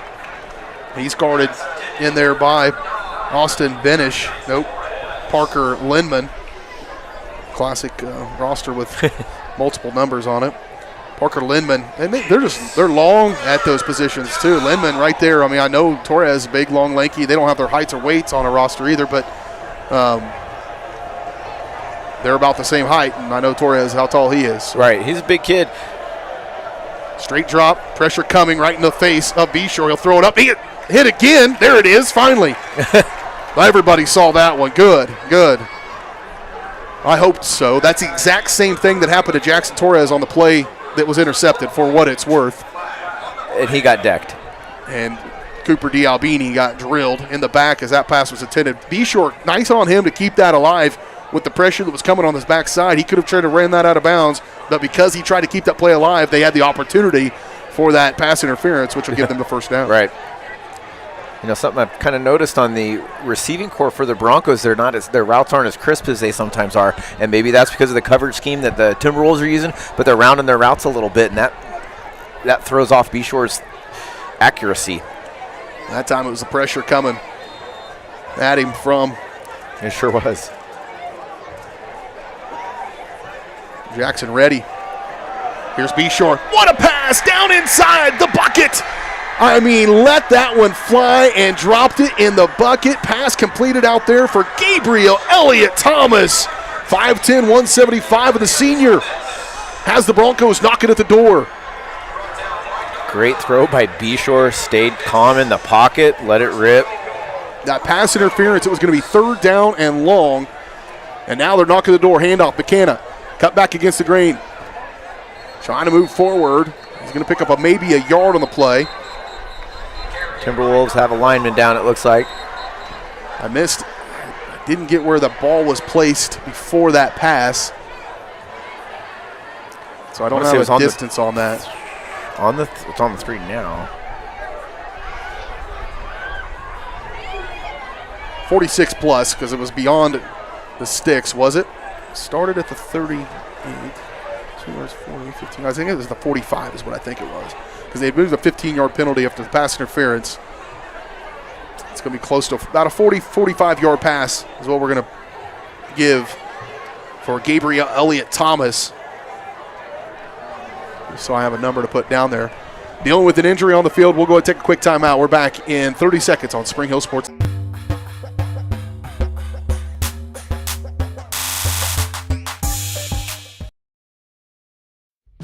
The industry's most advanced equipment and training, state-of-the-art diagnostic tools, and the small-town friendly service you expect. That's J&T Auto Service in Spring Hill. Eliminate the veil of uncertainty with J&T Auto's digital diagnostic process. This unique service ensures transparency, clear communication, and documentation, allowing for a quick and complete repair. To learn more or to schedule an appointment, call 913-592-6424. You can also visit jtautoinc.com.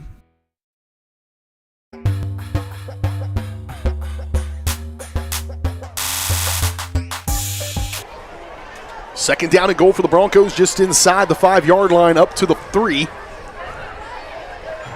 After a 40-yard plus pass from Tyson Beshore to Gabriel Elliott Thomas.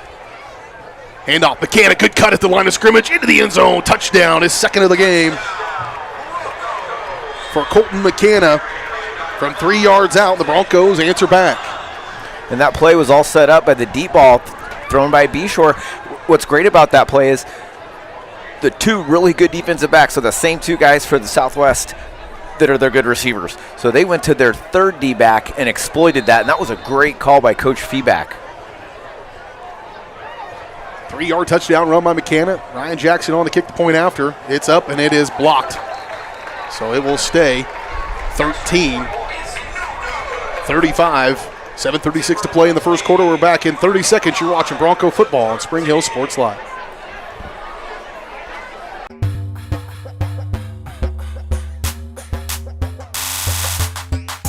At Olathe Health, we perform cutting-edge surgical procedures because changing lives with innovative care drives us, one patient at a time. Olathe Health. Advanced healthcare. Advancing lives. If you're off your game because of pain or injury, turn to Olathe Health because orthopedics is our game. Joint repair and replacement, chronic conditions and injuries, hand surgery, sports medicine. Make an appointment today.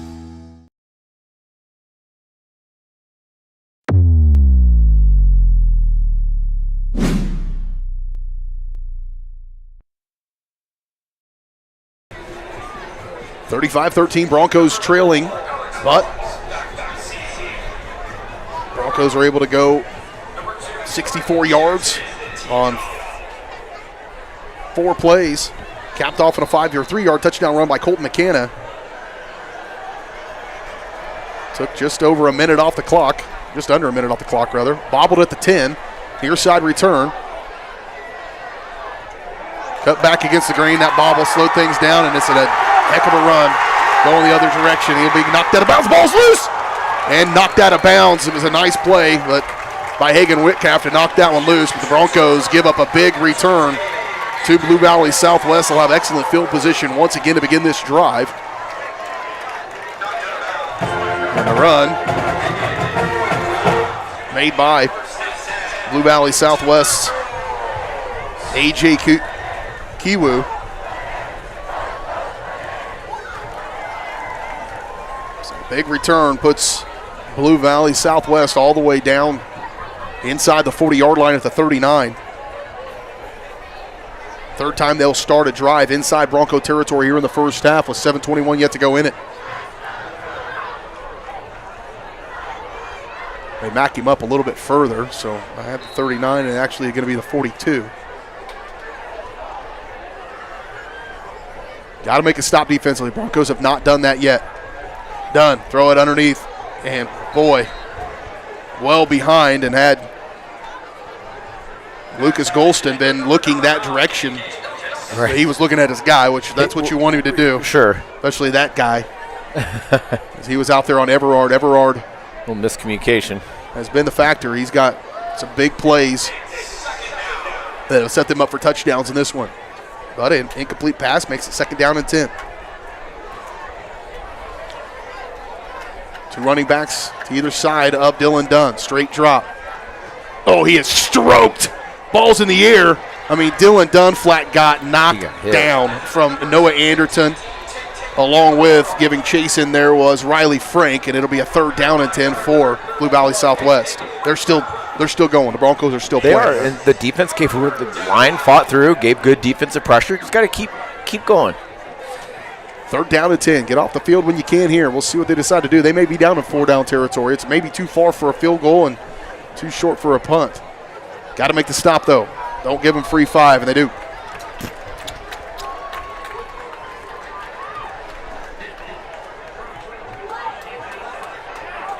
Yep, that's more of that than I have seen in a bit. It's been both sides of the ball. Both teams we've covered for 3 weeks now have seen more offsides. 3rd down and 5. Another hard count from Dunn.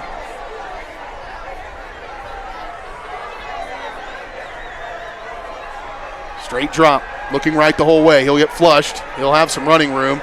He'll go ahead and flip it out, directing traffic, throws it out to his man into the end zone. Touchdown.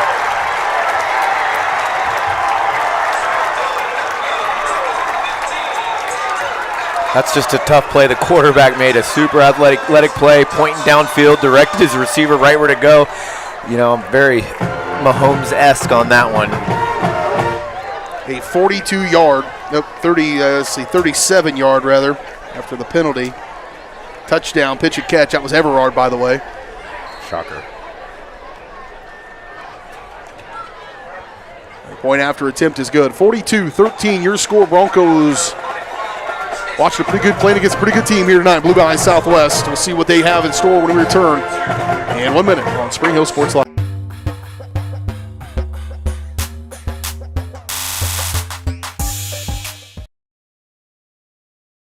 Hi, I'm Dr. Aaron Stos with Paola Vet Clinic. We'd like to thank you for trusting us with the care of your pets and large animals. At Paola Vet Clinic, we're proud to be your hometown veterinarians who know and care about your family. We provide cutting-edge diagnostic services, digital radiology, ultrasound, and in-house same-day blood work, chiropractic, and reproductive services. Come in and see us at our new location here in Paola in the Industrial Park with indoor cattle and equine facilities complete with a hydraulic tip chute. With a team of 11 veterinarians, our commitment to this community makes Paola Vet Clinic the vets you can trust.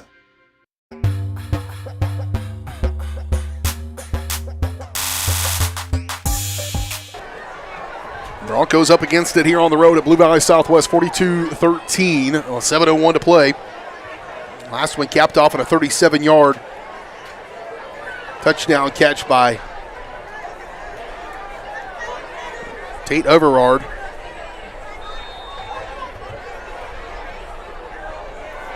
Now they'll kick it away back deep.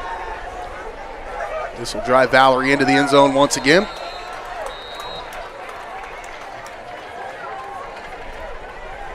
Those drives aren't taking a lot of time off the clock. That last one took 35 seconds.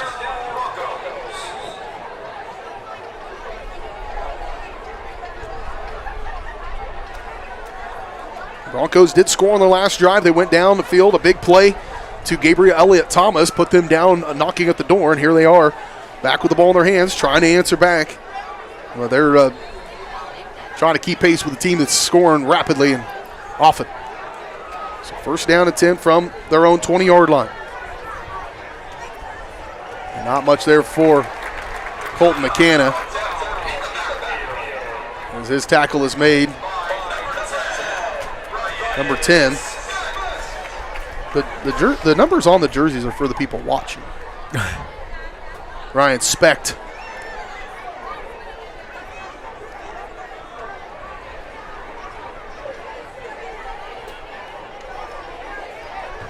So a loss of 2 on the play on the run by McCanna. Looking to pass here, Beshore. He'll throw it up the field again. He's got a man underneath. Makes the catch. That's Jackson Torres. He'll break past one tackle, giving a little bit of a taste of his best Everard impression. Cut from the same cloth, certainly, and that is a 26-yard, giving maybe 2 more, 27, 28, all the way up to the 49-yard line. A 29-yard pitch and catch from Tyson Beshore to Jackson Torres. Broncos quick to the line of scrimmage again. This one trying to go right back to Torres, nearly yanked out of the air. And you kind of alluded to it a little bit, that Broncos are getting covered on the edges. Perhaps they're putting some help over to Kirkner. But one of those other guys, maybe it's Torres,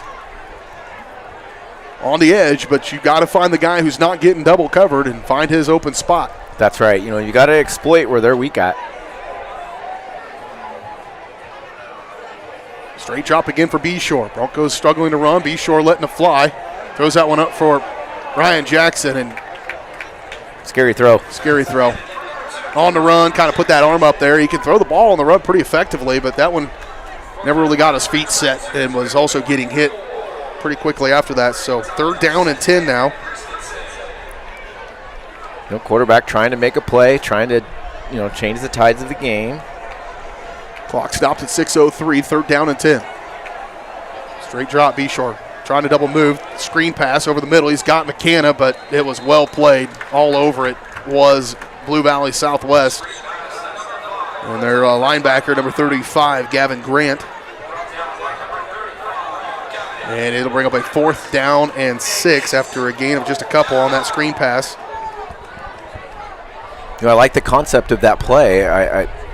Blue Valley Southwest just did a really good job covering it. Play clock down to 13 on a 4th down. They may run this down a little bit and take a timeout. We'll see what Coach Feedback does. They're going to run it. Play clock at 2. They'll go. Beshore rolling out. Throw it underneath. He's got his man. Ryan Jackson. He caught it on the sideline. Tight rope. He needed 7. He got 9, and it's a 1st down for the Broncos across the 40 up to the 41, or 39 rather. I like to see him still fighting, still making the plays. Nice play there for Beshore. Got around that rushing defender and then put it right where it needed to be for Jackson to catch it on the sidelines. 9-yard completion up to the 39. 2 wide receivers far side, 1 to the near side. St. Kirkner in motion. Throw it. Wanted Dialbini and underthrew it. Intercepted. Going the other direction for his Landon Christensen. And he'll be knocked out of bounds. Penalty flag going to add a 15 more yards onto that one. Some frustration perhaps from that Bronco offensive line as 3 of them met him on the sidelines, but the damage is done. The 2nd interception of the game for Beshore. And some frustration, rightfully so. Just got to handle it. So this drive will start 15 yards from where it's sitting right now. Dead ball, personal foul. So that will move it all the way up inside the 35-yard line. Insult to injury here for the Broncos. Ball will be placed at the 33. We'll recap this halftime. At halftime on the Michael Grand Farm Bureau Financial Services halftime, whether we want to or not, we will do it. Best field position of the game for a game where they've had very good field position for Blue Valley Southwest at the Spring Hill 34-yard line. 5:05 to go here in the second quarter. Faulkner late to get on. And now a timeout going to have to taken by Blue Valley Southwest as they were down some personnel. We'll take it with them. We're back in 1 minute. You're watching Bronco football on Spring Hill Sports Live.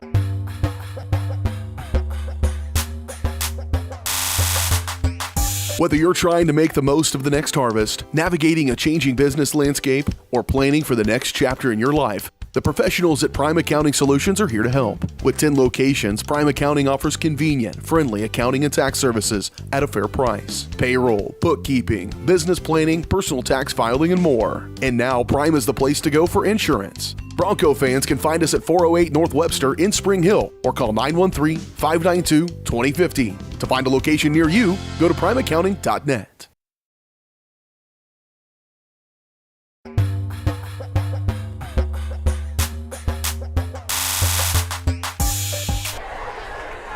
(42-13), 5:05 to play first half. Broncos trailing the Blue Valley Southwest Timberwolves here on the road. Broncos 3-0 coming into this ball game. Blue Valley Southwest 2-1. Broncos 3-0 in the Frontier League. Southwest 2-1 in the EKL. First down and 10 from the 34-yard line. Faulkner into the game this time. He'll flip to the wing on the right side. Done. Handoff, Flowers. Bo Gardner was there. Stretched it out. Casey O'Neill will come in and clean it up. A loss of 2 on the play. Nice physical play there for Spring Hill. Good job stringing it out. Good contain.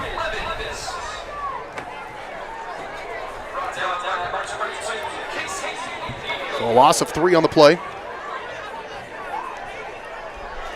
Second down and 13.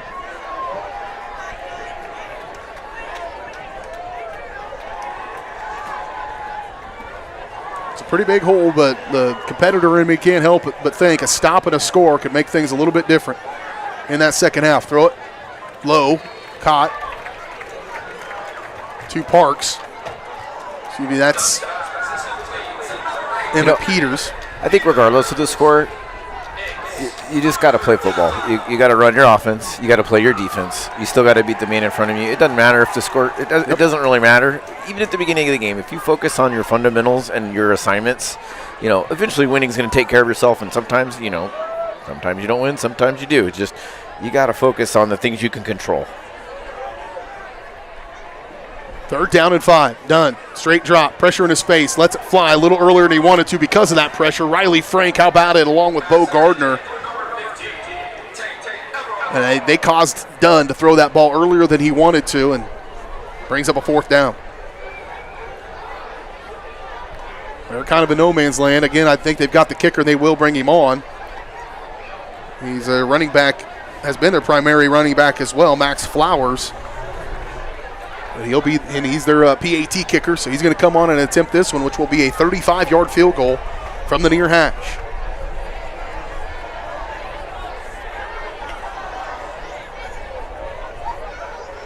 On a fourth down, play clock's at 4. Snaps back, holds down, kick is on the way. He's caught boatloads of leg, and it's no good. Just to the wide to the near side, and so there's the stop for the Broncos.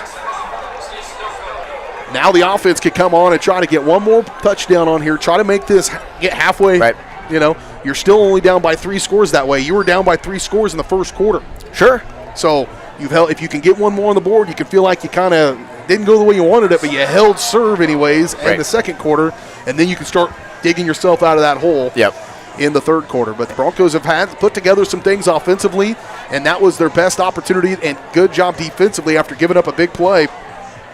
On the kickoff return, they answer back, and a kickoff return and a 15-yard penalty on top of that, and they are able to hold Blue Valley Southwest out of the end zone with the best field position of the game. See if the offense can get going. Colton McKenna.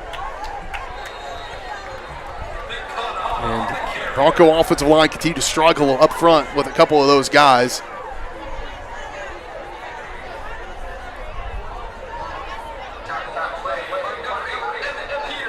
And because linemen typically only get pointed out when bad things happen, I will keep the name of the person that was affected to myself. We'll wait. I try to give the linemen as much props as possible. You should. 2 wide receivers far side. It's a loss of 1 on the run by McKenna. He'll get it again. And he'll burst through across the 20, get back some of that lost yardage and a couple more.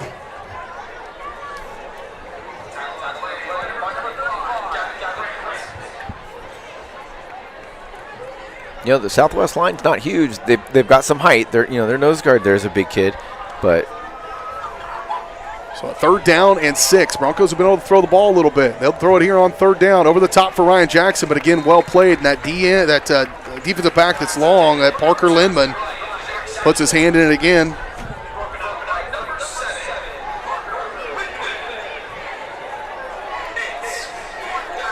So a 3 and out for the Broncos. Just not able to get the running game going as effectively as they want. We had the big run by McKenna.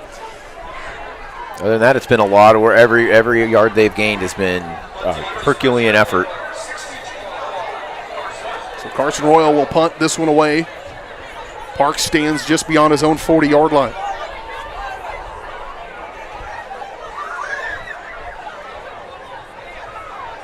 Clock ticking at 2:32. Royal, short. Parks caught his face. He was nearly bottled up, not going to be. And he's putting on a show. He was hit a half a second after he caught the ball, and he will be into the end zone for about a 55-yard punt return for a touchdown.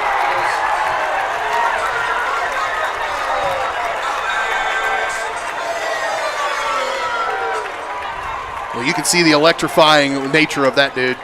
And he can move with the ball, that's for sure. He was looking for the open hole as soon as he got past the original wave. And again, he got hit as soon as he caught it. I didn't see who made that hit. I believe it was Cade Myers, but couldn't make the tackle, and it turns into a 55-yard touchdown for a punt return for a touchdown, and makes it 48-13. Broncos down. We're back at 30 seconds. You're watching Bronco football on Spring Hill Sports Live, presented by Strode Orthodontics.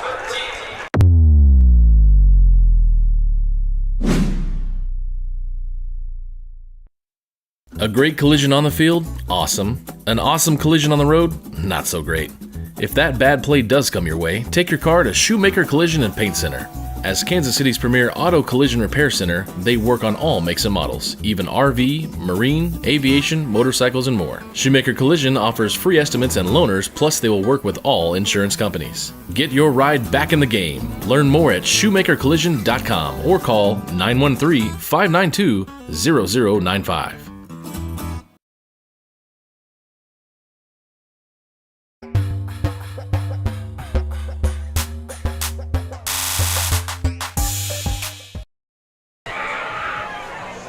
Broncos up against it here against a really good Blue Valley Southwest football team with some playmakers that abound. And Alex Parks is the key one, and he just took it 55 yards to the house on a punt return to find a way to kick away from him for sure. And this one will go over Valerie's head once again. Special teams things they've got dialed in a little bit as well. And you start talking about obviously on the edge and their explosiveness and their physicality, but they can kick it through the uprights. Their punting, right. We haven't seen the punt game much, but they can do the little things well. You're right. This can be a tough out, and the score you just gave me is going to take a team like this. Right. That comes off a win and feels a little bit of momentum, playing good with Bishop Miege. They're going to see a Mill Valley score that you're going to give me in a second that it might be open up here. Well, I'd say usually that's not the case. It's been for the last several years, but throw it out wide on a first down play to Jackson Torres. And the passing game has been a bright spot for Spring Hill as they've been able to move the ball just a little bit here in the second quarter through the air. And there's a good example of it as a 11-yard pickup for Jackson Torres. Across the 30 at the 31, 32, maybe make it 12 yards. Going the other way. Swing pass outside McCann trying to get him some open room. Well, Colton drops the hammer. Fall forward for a gain of just a couple on that swing pass. He's not afraid to take a hit. He'll lower his head against just about anybody. Give him a gain of 3 to bring up second down and 7. Oops.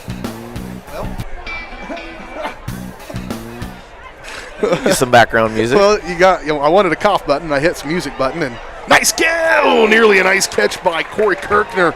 It was right in his hand. He had enough time to know that he caught the ball and then try to catch it again. Yeah.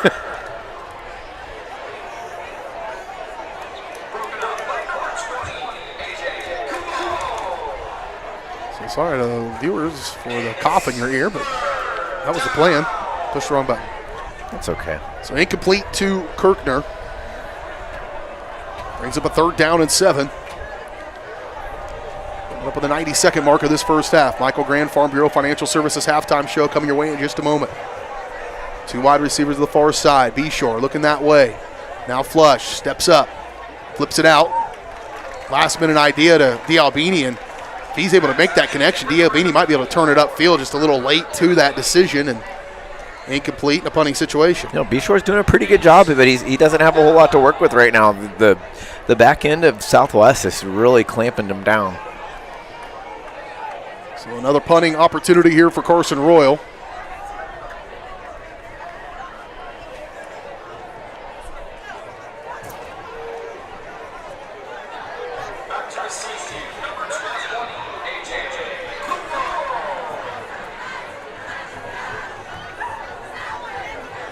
Carson Royal stands inside his 25-yard line. They're letting somebody else return it, so no Parks to deal with on this drive, on this punt. Take a knuckler, and somebody's got to stop that one. It'll be pretty good field position for the Timberwolves once again. Little shenanigans out there after that. Well, the Broncos are lucky they didn't get called for a personal foul because they just basically plowed him over. Kept going after the play, so unnecessary. They're frustrated. I get it. Yep. So Blue Valley Southwest will start this drive just inside their own 40 at the 39-yard line. Well, then they move it back a little bit further. Indecisive crew. They had it marked at the 39.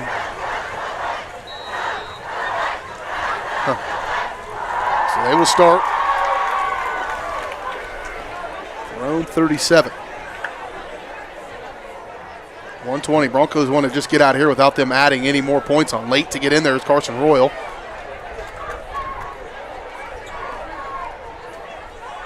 TFL will give him the play. Done. Throw it underneath for Everard. And he will be brought down as soon as he's caught by Noah Anderton.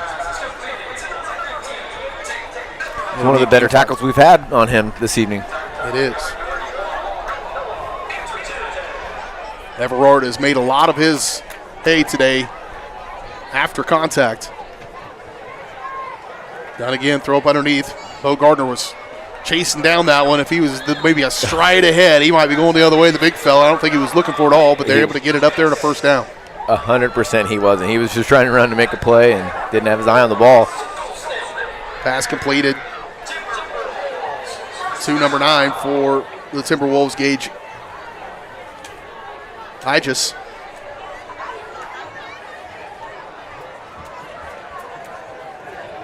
Done. They're running a 2-minute drill here.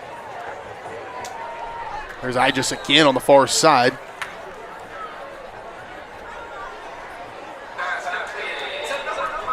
Oh, that's 3 rather.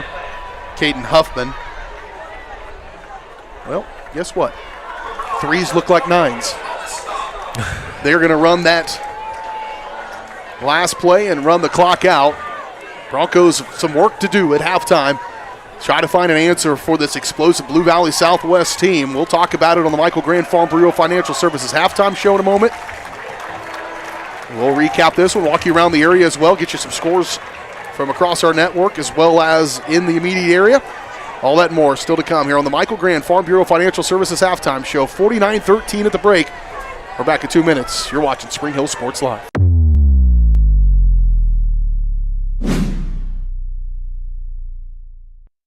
Michael Grant at Farm Bureau Financial Services is a proud supporter of Spring Hill and cheering on the Broncos. At Farm Bureau Financial Services, their number one goal is to protect you and your family. Insurance is complicated and not one size fits all. Michael and his team take pride in the relationship they build with their client members. Let them work with you to customize a plan that protects your livelihood and your future. To learn more, call Michael Grant at Farm Bureau Financial Services 913-592-2336 or visit them at 117 South Main in Spring Hill.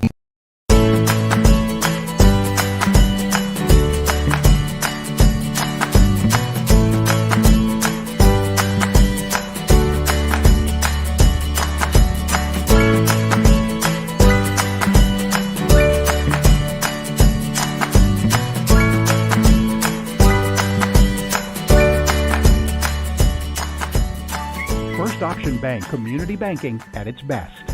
Member FDIC, Equal Housing Lender.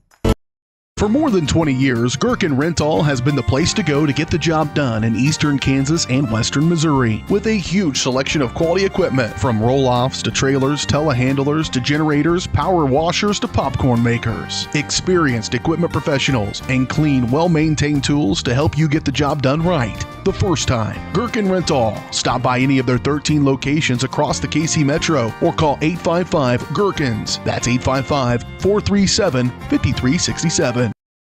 Up your lawn care game at Hers Inc. in Spring Hill. We have one of the area's largest and most diverse selections of lawnmowers, including top brands like Altos, Bobcat, Gravely, Dixie Chopper, and Red Max. Quality built machines for any size job. And when you get your mower at Hers, we offer full service and repairs covered by your warranty. From the backyard to the back 40, the all-star lineup of mowers at Hers will make you the captain of the lawn. See the full lineup at hersinc.net. Call 913-247-3530 or just stop on by. The industry's most advanced equipment and training, state-of-the-art diagnostic tools, and the small-town friendly service you expect. That's J&T Auto Service in Spring Hill. Eliminate the veil of uncertainty with J&T Auto's digital diagnostic process. This unique service ensures transparency, clear communication, and documentation, allowing for a quick and complete repair. To learn more or to schedule an appointment, call 913-592-6424. You can also visit jtautoinc.com. At Olathe Health, we perform cutting-edge surgical procedures because changing lives with innovative care drives us, one patient at a time. Olathe Health. Advanced healthcare. Advancing lives. If you're off your game because of pain or injury, turn to Olathe Health because orthopedics is our game. Joint repair and replacement, chronic conditions and injuries, hand surgery, sports medicine. Make an appointment today.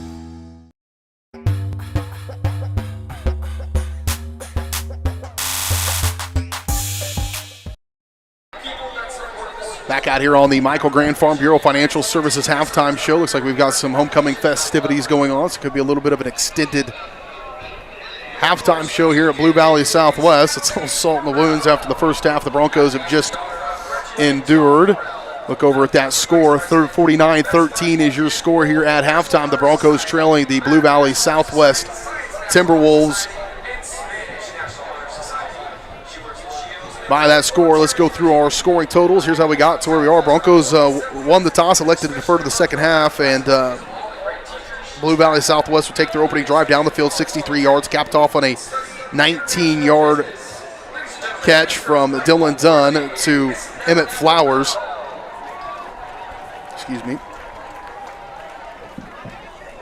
Emmett Peters, rather. Broncos would be forced to a 3-and-out on their next possession, on their first opening possession of the game. Blue Valley Southwest would come right back. This time they would get it with Flowers and a 1-yard touchdown plunge. 14-0 at that point in the first quarter. Broncos 3-and-out once again. Back to Blue Valley Southwest. This time the right back they'll go to Emmett Peters, his second touchdown of the first quarter. 2:50 to play in the first quarter. It's 21-0. I don't know who this kid is, but he's super popular. So it's 21-0 as we start the second, or as we go late into the first quarter. Broncos would get the ball back, and this one they would score. They would go 9 plays, close out the first quarter. The biggest play of that drive, a 53-yard run by Colton McCann to get it started, and then they just drove it into the end zone after that. McKenna ended it on a 3-yard touchdown plunge. 11:57 to play in the first half. It's 21-7. One play later, though, Blue Valley Southwest, a 55-yard touchdown pitch and catch from Dylan Dunn to Alex Parks. 11:46 to play in the first half. It's 28-7. Next offensive possession for the Broncos. 4 plays into it, an interception, the first of what would be 2 in the first half, second quarter. And Blue Valley Southwest would take advantage of it. First, a 15-yard or 54-yard pass to Tate Everard, put him down on the goal line, and then a couple of plays later, a 1-yard plunge by Luke Faulkner. And at that point, it was 35-7. Broncos would answer back, and they would come back in a big way. A big pass play from Tyson Beashore to Gabriel Elliott Thomas of 45 yards. One play later, a 3-yard touchdown plunge by McCanwa, his second of the half. Would make it 13-35 with 7:36 to play in the first half. Broncos would kick it away to Blue Valley Southwest, and here they would come again after a couple of incomplete passes and offsides penalty. It was a 37-yard touchdown pass once again to Everard, his second of the game, and it would make it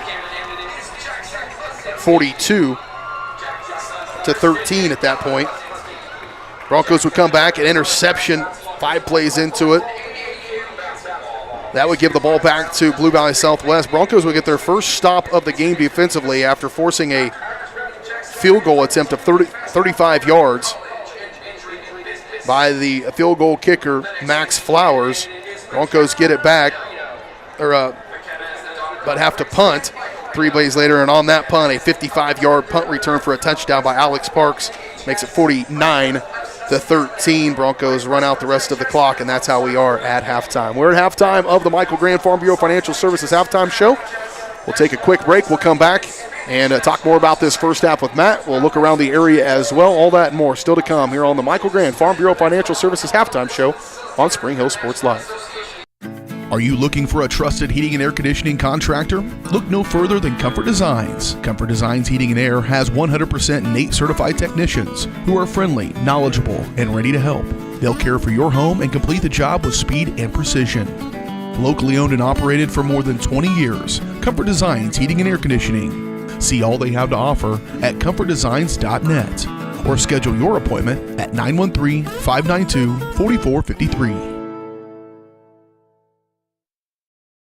Your home is your sanctuary, and it deserves to look its best. Whether you're looking to update your interior, spruce up your exterior, or give your cabinets a fresh look, trusted residential house painters Absolute Painting are here to help. At Absolute Painting, they specialize in providing top-notch home painting services to homeowners just like you. Their team of professionals have years of experience and the skills necessary to transform your home into a beautiful, welcoming space. Call for a free quote today. Absolute Painting, where quality is absolute.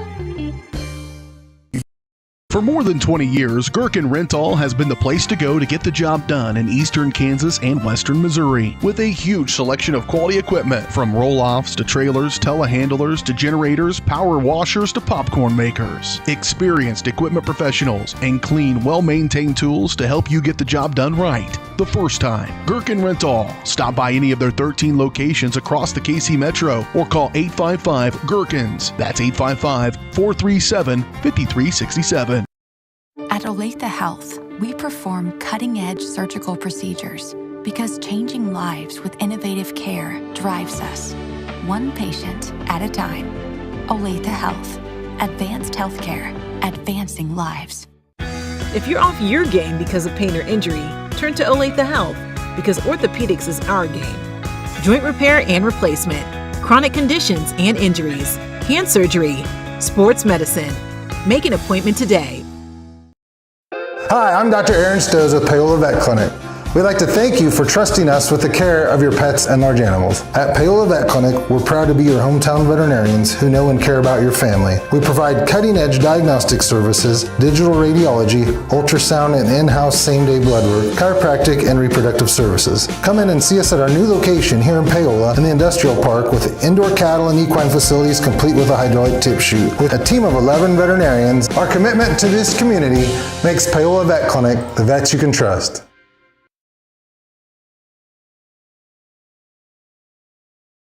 Strody massage is more than relaxation. Apex Massage Therapy can go beyond with targeted work for headaches and sinuses, myofascial releases, trigger point therapy, neuromuscular therapy, reflexology, cupping, and hot stones. Kylie's hands go right to the problem areas and work out all the issues. She is certified in prenatal massages, oncology, lymphatic drainage, pre and post surgery massages, and she can also work on minors and athletes. For openings and specials, like and follow Apex MT on Facebook. Oh, hi, honey. Hi, Grandma. I'm really sorry. I won't be able to make it today. I have way too much homework, and you don't have enough internet. Oh, honey, I gotta go. I gotta go. Oh, I need more internet in my house. Well, you could have just called, right? Oh. Call Go Brawley today.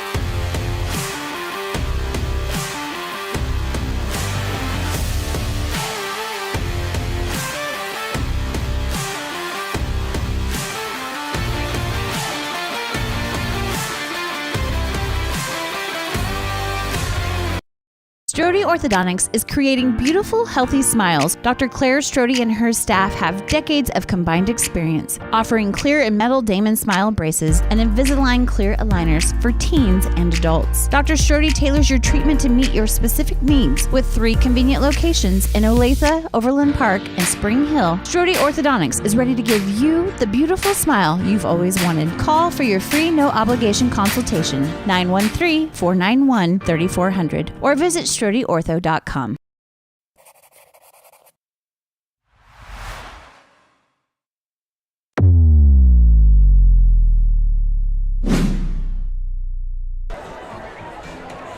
Extended halftime show here with homecoming festivities, and the young man who won Homecoming King was mobbed by the band. Awesome. And the crowd was incredibly loud. Love it.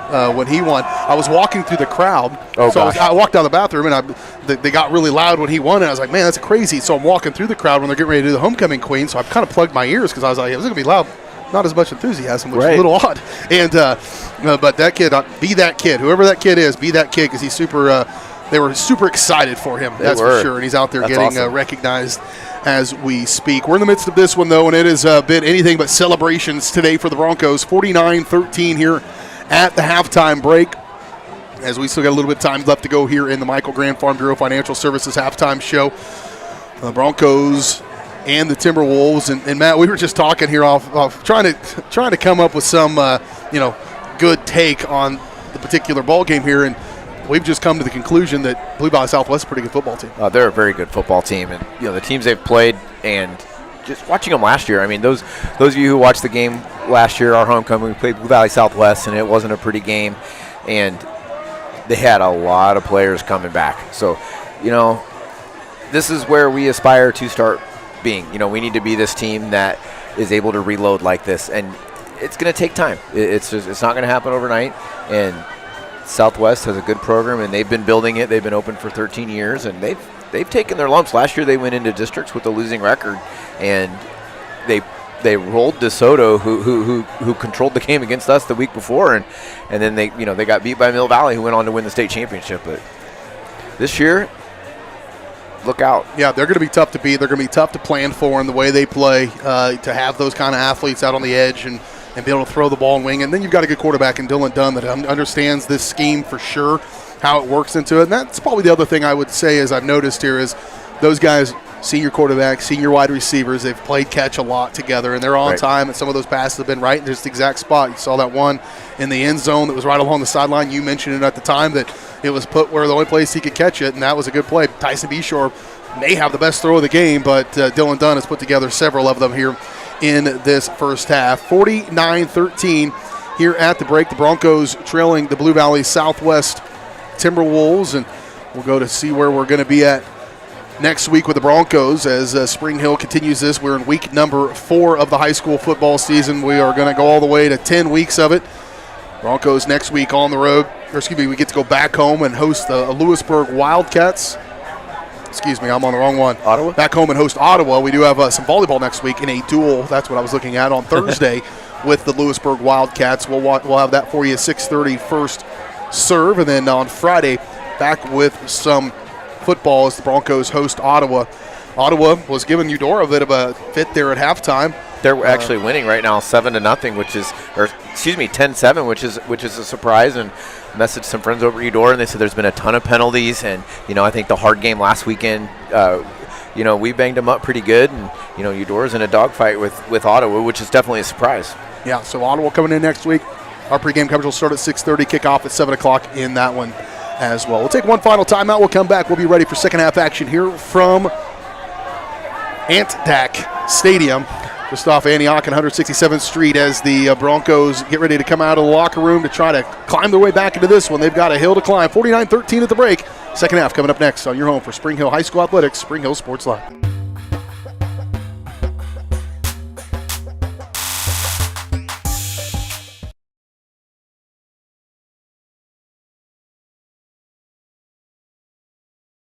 A great collision on the field? Awesome. An awesome collision on the road? Not so great.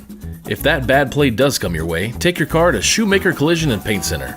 As Kansas City's premier auto collision repair center, they work on all makes and models, even RV, marine, aviation, motorcycles, and more. Shoemaker Collision offers free estimates and loaners, plus they will work with all insurance companies. Get your ride back in the game. Learn more at shoemakercollision.com or call 913-592-0095. Are you looking for a trusted heating and air conditioning contractor? Look no further than Comfort Designs. Comfort Designs Heating and Air has 100% NATE certified technicians who are friendly, knowledgeable, and ready to help. They'll care for your home and complete the job with speed and precision. Locally owned and operated for more than 20 years, Comfort Designs Heating and Air Conditioning. See all they have to offer at comfortdesigns.net or schedule your appointment at 913-592-4453.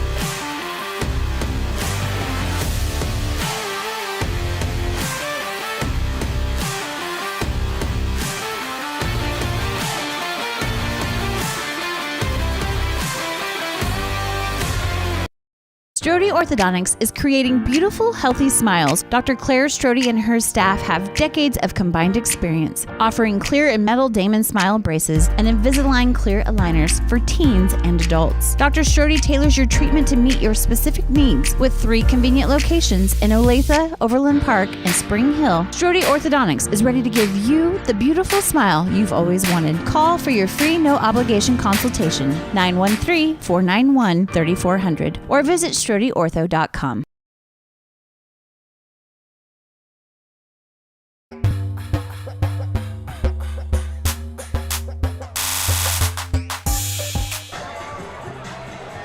Back here one more time here on the Michael Graham Farm Bureau Financial Services halftime show. I didn't calculate our time out of the locker room. They'll put another 3 minutes on the clock, I believe, for hopefully. They may have already counted those 3 minutes, but we'll see. What are your other scores? You mentioned a close one over there with Eudora and Ottawa. What else you got on the docket there? Well, Baldwin, again, is up 7-0 over Santa Fe Trail. Tonganoxie is up 21-14 over Paola. Bonner Springs is down 45-0 over behind Lewisburg. Galena is down 12-6 to Columbus. Baxter is down 31-0 for Parsons. And Girard is losing to Frontenac 26-6. The game of the week, Mill Valley is losing to Gardner Edgerton 35-3 at half. And I don't think anybody saw this coming. I did a little bit of research online while we were at break, and some of the recruiting people that specifically follow Kansas State, they were a little surprised by that. You know, a lot of them were there looking at Jalen Woods, defense player for Mill Valley, and they were commenting that they need to start putting some effort into Gardner because they've got some guys that they did not expect, and they are just throwing it all over the place and just taking it to Mill Valley. And that brings us back to this game with Blue Valley Southwest. With Mill Valley, they're going to have a loss. Blue Valley Southwest will have a loss. So it's going to be a run for the finish in the district in the season standings in 5A East. Yeah, and the Blue Valley Southwest will just want to continue to win these games and put them. Same thing with the Broncos. You want to see those guys in week 2 or 3 of the playoffs, not week 1, depending on where you end. And Broncos still right where they need to be. I mean, obviously this game is not going the way they want. I think we're going to go back in hindsight and recognize how good of a team this Blue Valley Southwest team is. Not necessarily in hindsight, in current sight and hindsight, but still Lewisburg to come, still Paola to come. Ottawa's an opportunity maybe to get right next week, but the Frontier League will prepare you for the playoffs. I think it will prepare you this year better than even it did last year, and improved across the board, it seems like, even at the bottom half of the bracket or of the Frontier League. So the Broncos should be right where they need to be as well towards the end of the season, but they've got a half of football yet to go, trying to get things squared away here over the Blue Valley Southwest Timberwolves. BJ Harris along with you, alongside me, Matt Jones, Caden Carbajo over helping out with Lewisburg Sports Live. You can check out those games as well. Got a couple of good ones going across our network at varsitysportslive.com, as well as all of those YouTube channels across our network. Lewisburg, Paola, Baldwin, Tonganoxie, Eudora, up here in the metro, as well as Spring Hill, and then 4 schools in southeast Kansas on our network, and working to add more hopefully over the next couple of years as we grow this thing up. But the Broncos got some work to do in the second half. We'll see if they can do it. We'll take one final timeout. Second half coming up next, for real this time, on Spring Hill Sports Live.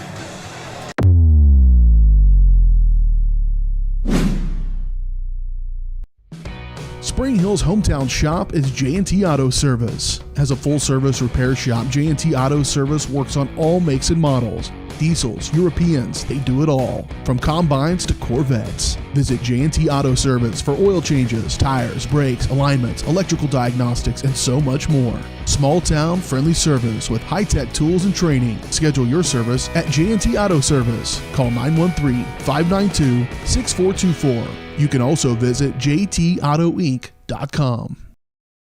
Whether you're trying to make the most of the next harvest, navigating a changing business landscape, or planning for the next chapter in your life, the professionals at Prime Accounting Solutions are here to help. With 10 locations, Prime Accounting offers convenient, friendly accounting and tax services at a fair price. Payroll, bookkeeping, business planning, personal tax filing, and more. And now Prime is the place to go for insurance. Bronco fans can find us at 408 North Webster in Spring Hill, or call 913-592-2050. To find a location near you, go to primeaccounting.net.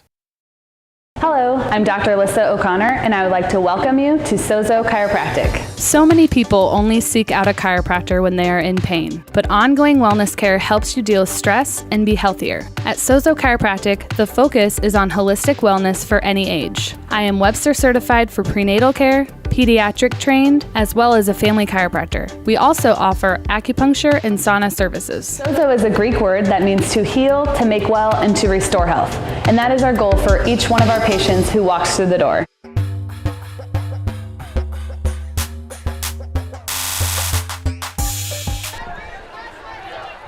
(49-13). Broncos trail as we head into the third quarter of action from Blue Valley Southwest, or from Blue Valley West High School, actually, against Blue Valley Southwest. And the Broncos won the toss earlier tonight, and they deferred to the second half, so they'll start with the offense on the field.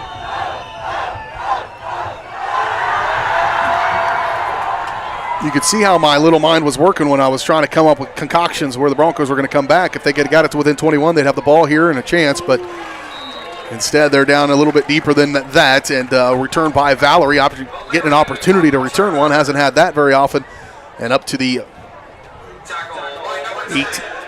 17, 18-yard line where they'll mark this one. Well, offensively, Matt, the Broncos just never got the running game to go consistently. This may not be the time to start working on that, but you've got to run the ball a little bit to open up the pass. Well, I was just getting ready to contradict you and say I think they need to run the ball a little bit because that's going to set up the pass. And right now, like I referenced the first half, you're not worried about the score right now. You're worried about running your offense and doing what you need to do. Broncos will start this drive at their own 18-yard line. Hand off McCanna. Big hole near side. He's got some running room. Colton McCanna's off to the races once again. Cuts back against the grain. Kirkner's still out there trying to get somebody. And that's the difference between playing 8th grade football last year and after a couple more years, Corey Kirkner is going to be out in the open and able to lock on those guys. That would have sprung it even bigger, but a big run by Colton McCanna. Just a little dive play and able to bounce it outside. That was at the 18 all the way up across up to the 47-yard line. A 29-yard run by Colton McCanna. to start this drive, just what the doctor ordered. CBJ, he was listening to me. That's right. Oh, bad snap. Got a couple of those, and Bishore was trying to grab it, and he was trying to jump on top of it, and it just took a weird bounce. That ball is oblong, in case you're not sure, and it bounces funny when it hits the ground, and that's what happened there. That's a tough play. You reach for it like that, and ideally you should probably move your feet towards it, just like you tell a receiver to. But easier said than done when you got guys barreling down on you. Happened in real time. He just took a zig when he thought it was going to zag, and that was that. Well, third turnover of the game to boot for the Broncos. And so Spring Hill or Blue Valley Southwest will start with the ball deep inside their own territory, and they're going to come out running it with the big guy barreling forward. Just a hard physical run. They're on first down. 4, number 26. And then they don't have a 26 on the roster. Third strike, you're out. It's probably Matt no height Suey, and weight. Fullback for the Chicago Bears. Multiple players on a single roster with the same number. DJ's getting grumpy. You want me to file a complaint with their wrestling coach? No. I don't know that it'll do any good, but it likely won't. I can. First down and 10 on a 12-yard run there for number 26. Faulkner back in there. A little spot pass out here for Emmett Peters. And Peters, not much there, but still that much cushion, just able to get 5 or 6 yards on a quick pass. And you see how you get the 1,000 yards in 3 weeks pretty quickly, because you can get them down the field. They run efficiently. And just as a fan of football, they're a fun team to watch. Like you said, they're very, very efficient in what they do. 6-yard completion officially brings up second down and 4. Dunn looks to call for it. Toss sweep, far side, Faulkner. Good contact there by Bo Gardner, but those two kind of made of the same type of material. Bo Gardner and Faulkner, that's the biggest hit of the game. You'll see right there between those two guys. I think Faulkner was looking for contact on that one. He was ready to hit. Well, it's a big run. First down and goal. Looking to the goal line. Touchdown. Just make quick work of it. Third one of the game for Everard. Actually, no. Second one of the game. He did have a big pass play to put him down to the 1. There's a penalty flag on the play, so we'll hold these points for now. That was an impressive throw, throwing against your body like that, rolling to his left, throwing with his right. He's good. He's solid. But, quarterback's only as good as his offensive line and his receivers. So the receivers are still fighting to get open in that play. And the best team, as an example of that, would be your Kansas City Chiefs. That's exactly right. You can have the best quarterback, but if your left tackle can't do a snap count correctly, you're going to have a hard time. He did that all last year and didn't get caught. I remember watching games going, football is a game of adjusting. Yep. First down and goal from the 19. Underneath route for Faulkner. Met once again, Bo Gardner and him are pretty good matchup between 45 and 42 if you want to watch it. Bo's fired up, should be. Limited just a gainable yard on that play. And it'll bring up a second down and goal from the 19.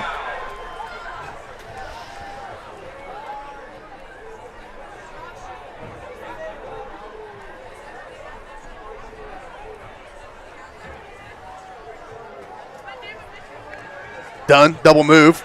Right back he goes. And just held low and have a chance to keep up with Emmett Peters. That will be his second touchdown of the game. A 18-yarder with 9:56 to play. Defensive back is a tough job, being back there on an island by yourself. You're running a lot. They'll kick the point after attempt with Flowers.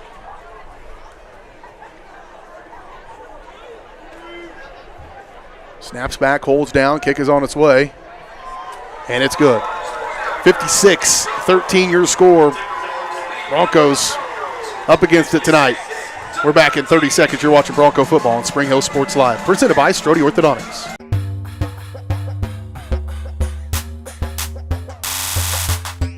Craving a quick pick-me-up, tasty lunch, or afternoon treat? Have you been to the Bean? The Bean Coffee and Cafe in downtown Spring Hill is that rare mix of hometown charm and uptown style. At the Bean, they brew the finest cup of coffee, tastiest teas, and most refreshing smoothies and frappes around. The Bean is proud to serve delicious, handmade pastries by Scratch KC, and they have the best breakfast, lunch, and convenient grab-and-go options in town. Have you been to the Bean? The Bean Coffee and Cafe, downtown Spring Hill.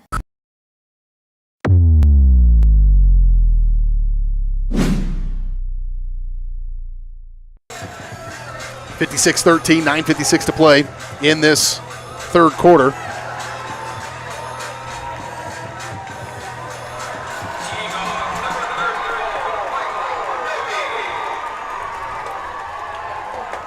They're going to kick it away. Will Michael Burnaby.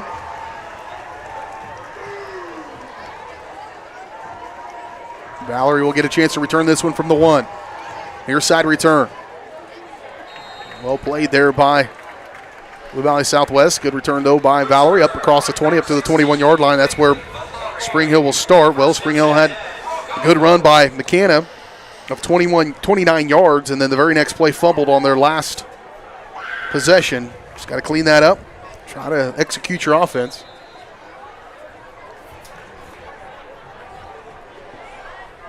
.48 to go third quarter. I think we need to emphasize that, running your offense. That's the most important thing right now. I may be out past curfew if we're on the pace we're continuing. It's the 9 o'clock hour nearly, and we're not even halfway through the third quarter. It is definitely past my curfew. Colt McKenna with a run off the right side for a gain of a couple. Lots of scoring, lots of passing. That's going to happen.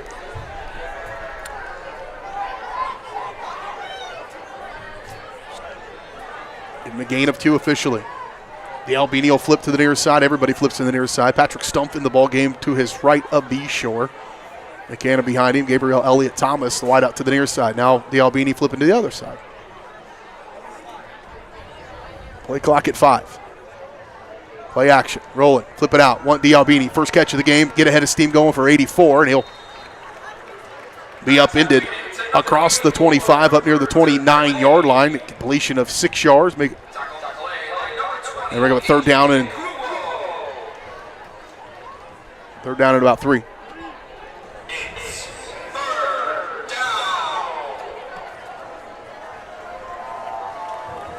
Third down and 3 from the 29-yard line. Beshore looking this way, swings it out, wanted McKenna, and a rare drop, and I think Colton maybe saw some help coming over the top, and that big number 44 bearing down him, Landon Christensen. He's got some size. That was not going to feel good. No, not at all. And a fourth down in a punting situation here for the Broncos. He was kind of a sitting duck on that one. Back to receive for the Kuo, back to receive for the Timberwolves. They're going to go for it on fourth down. Throw it underneath for Torres. He's got the first down. They had ran back in the punt return team. I was not looking for a go for it either, but they do go for it on fourth down and get it. Why not? Why not? You're right. It ends up being a 9-yard completion to Jackson Torres.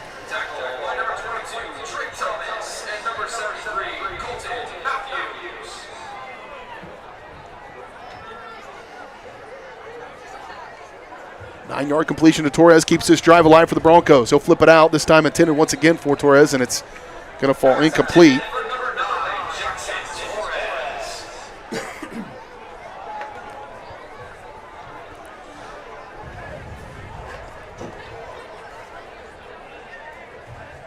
Second down and 10 for the Broncos. 8:11 to go. Clock stopped.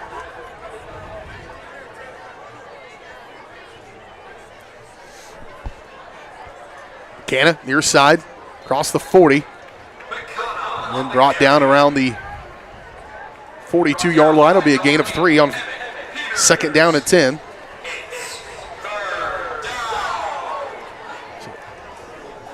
If they went for it on fourth down before, I suspect, now it was fourth and short, but they may be in fourth down territory all the way around, and that will adjust your play call perhaps here just a little bit. Right. Third down and a short 7. Straight drop. Beshore looking. Throws it. Wants his man. And passing interference will come in. That was going to be right on the edge. The intended receiver was Torres. He's a little slow to get up. But a pass interference is going to move this forward to keep this drive alive. Broncos will take it. There was a ton of contact. It was right as the ball was arriving. They may have seen something before that. I could definitely see where if there's a close game and you're on the other side of that, you'd be frustrated probably a little bit. I would agree. Benefit for the Broncos. We'll take it for sure, as it'll move it inside Timberwolf territory up across the 45 to the 42-yard line.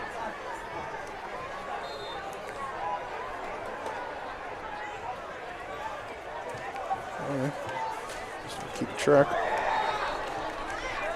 That play's got to develop just a little bit faster. That little curl route. It's a little too deep of a drop for the quarterback. Not his fault. Good closing speed by the backside of Southwest defense. They're making it really difficult. 2nd down and 10 at the 42-yard line. McKenna trying to start to step his way, and Broncos offensive line playing behind the line of scrimmage. Tough to get some momentum going forward. So he's able to fall back to the line of scrimmage and maybe get a half a yard. No gain on the play officially. Yeah, it's pretty difficult to try to stop a man charging at you when you're backpedaling. 3rd down and 10 for Spring Hill. Inside 7 minutes to go here in the 3rd quarter. Beshore drop. Got some time. Steps up into it and throws that one away. That could potentially be intentional grounding. They do throw it. There it is. There's nobody out here, and he was well between the tackles because he's kind of stepped up into that pocket. That'll be a loss of down as well. It'll be 4th down and about 20 when they're done.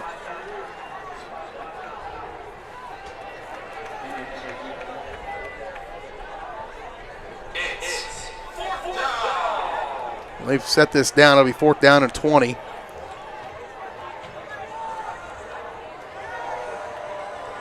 I think he thought there was somebody over here, maybe, but then it got to the sideline, so I think maybe throwing it away. But if there had been somebody over, and the Broncos will run on the punt team.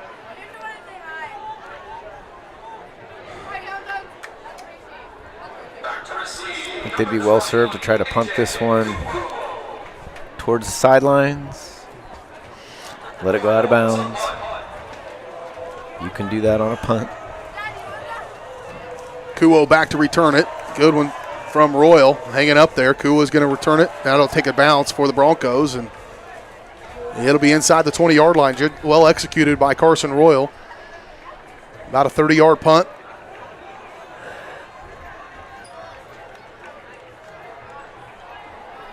No ideas what Emmett Peters is doing. He's thinking he's running down the field with the ball, but so we'll see that Blue Valley Southwest offense once again.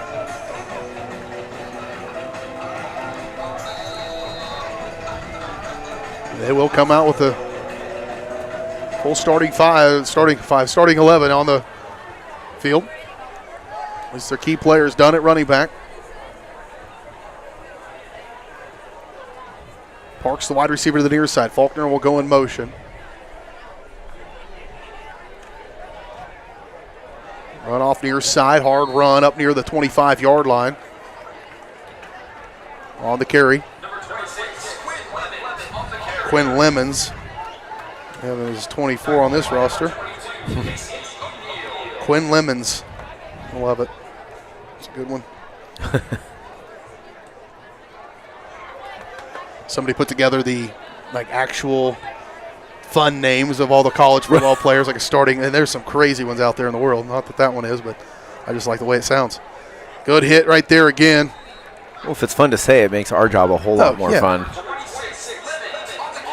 Bo Gardner's still playing with his motor cranked up to 11. Always does. Lemons will get it across the 25.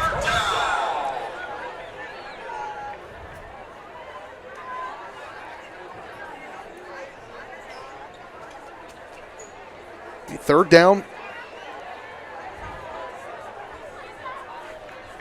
And about 2.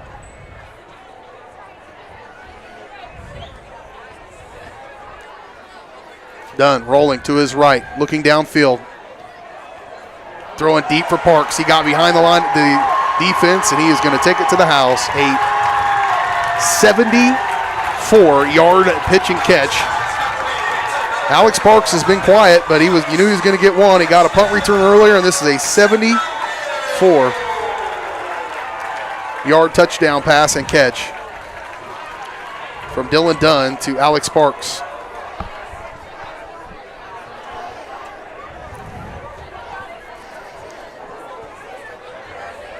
Bad part was there is Everard was wide open as well underneath, so they kind of, I think, focused on him underneath, but he would have been able to get the first down for sure. I thought that's where the ball was going, and then it ends up being well over the top for Parks, and it's good. 63-13. Things have gotten out of hand here at the Ants Dax Stadium. Blue Valley and Olathe, the king of acronyms.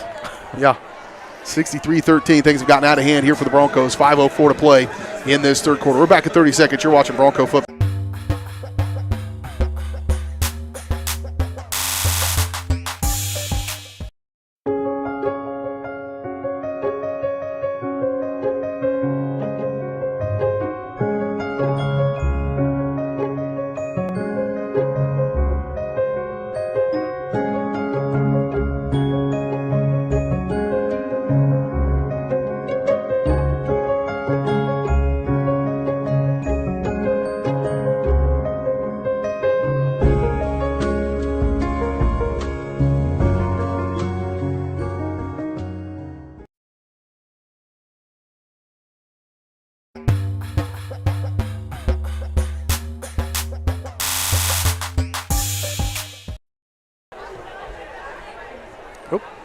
Here we go. I was ready. Yep. Back to Valerie. Going to have a good return here. He's been trying to get a good one and finally does get a chance to return another one up across the 30, up to the 31-yard line.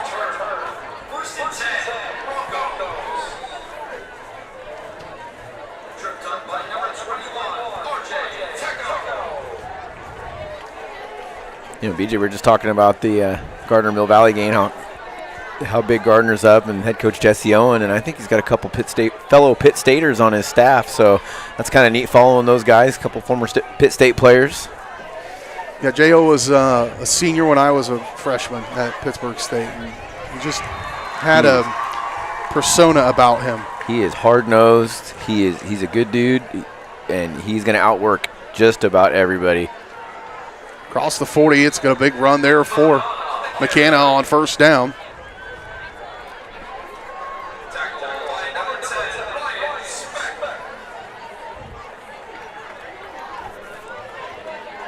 Guy I used to teach PE with told me a story about Jesse from back when he was in middle school in PE class, and he came to him one day and he said, "Coach, this kid won't stop messing with me." He goes, "Eventually," he goes, "I'm going to have enough of it." And Coach said, "Well, just try to contain yourself when that happens, Jesse."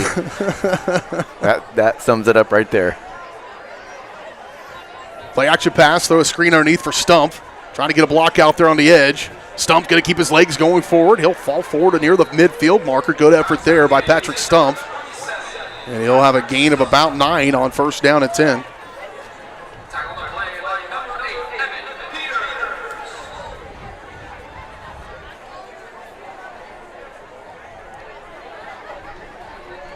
Give him officially a gain of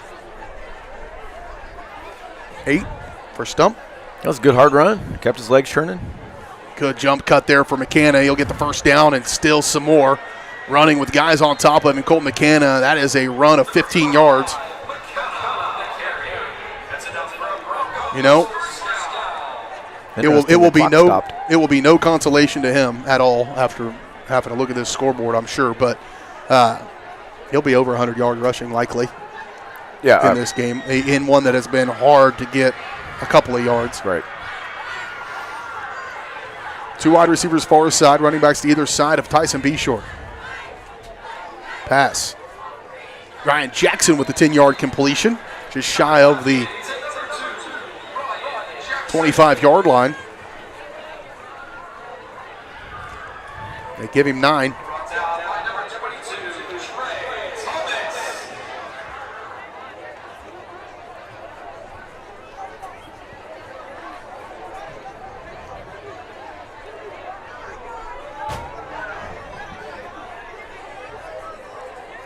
Run off the left side for McKenna. Be close to a first down. I think it'll be just a yard shy. Broncos are stopped by number 35. Got it. Grant. It's 3rd down.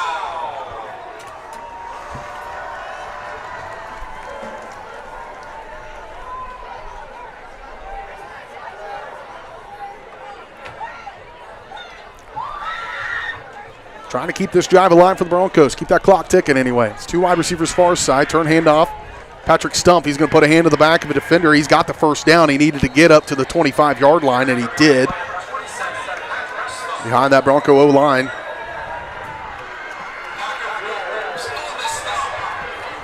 The announcer, a pack of wolves on the stop. He can't read the numbers either. I'm sure he can't. Call it what it is.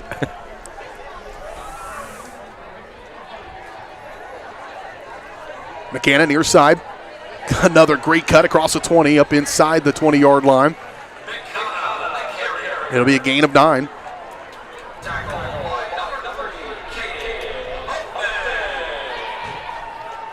Give him 8. Bring up second down and 2.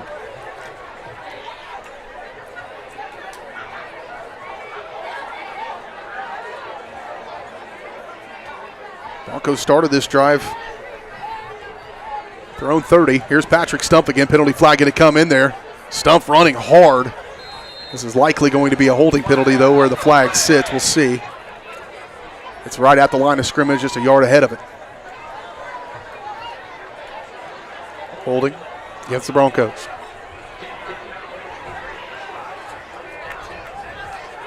With the headphones on, I hadn't realized yet that the officials have a mic. Yeah. That's something. You're quiet. They had one. Spring Hill has one at home. Oh, apparently I can't hear it with the headphones on. Or I just don't hear it well at all. That is coming for sure for me. Beecher roll out near side, looking downfield. Wants to try to throw it over the top for Jackson. He does, and Jackson's out of bounds when he makes the attempt to catch it. It'll bring up 3rd down and 11.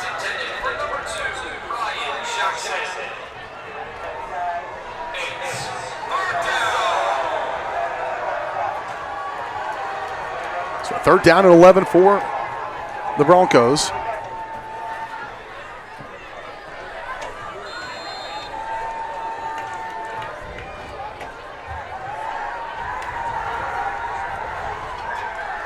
Straight drop, Beshore, looking all the way, plenty of time. He'll throw it down that sidelines, looking for Jackson. And just well played by the defender on that far side. Brings up 4th down. All right. If Ryan Jackson hadn't just ran down the field, actually I think that was intended for Torres. Jackson was on the near side. Torres a little shaken up after that play. Perhaps cramping up. Looks like it. Injury on the field. We'll take a timeout. We're back in 1 minute. You're watching Bronco football on Spring Hill Sports Live.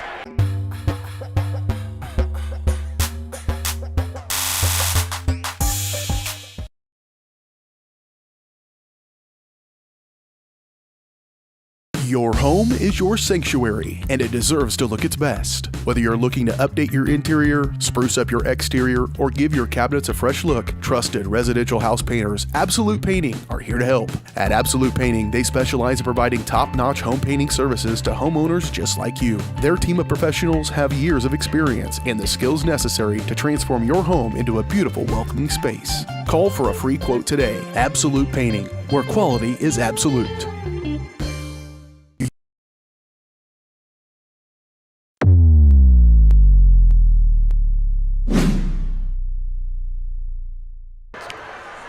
Fourth down and 11 for the Broncos. On the drive that started with their own 30, they've been able to keep it going with some crucial 3rd downs going against Blue Valley Southwest. Some of the starters are out there still on that defense. They've sprinkled in some replacements as well. Broncos trying to convert on a 4th and 11. Beshore rolling. Looking back, he wants McKinney. He's over there. Little wheel route to the far side. A very well-designed play, and executed to perfection.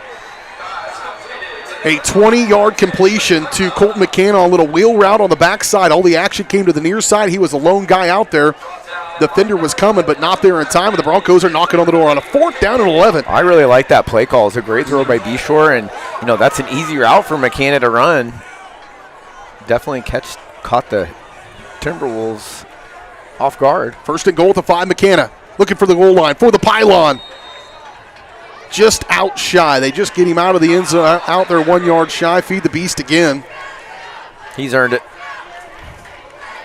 Well, we got to start talking. Go ahead. Start talking about our absolute play of the game, as well as our Sheriff Shrum Prudential Financial Player of the game. We've robbed it from Colton 3 weeks in a row. Turn, handoff, touchdown. Broncos. Colton McCann, his 3rd touchdown of the game, the 3rd one of the game for the Broncos. And that'll make it 63-20. Or 63-19 as it stands. Little delayed cheer from our student section. I think they heard it, and they're like, oh, yay. Yay, touchdown. They've kind of lost. We've got to look at the student section over there. Haven't had a ton of opportunities to go over there, but they're still here. They're still here, cheering. Dressed and clad and neon.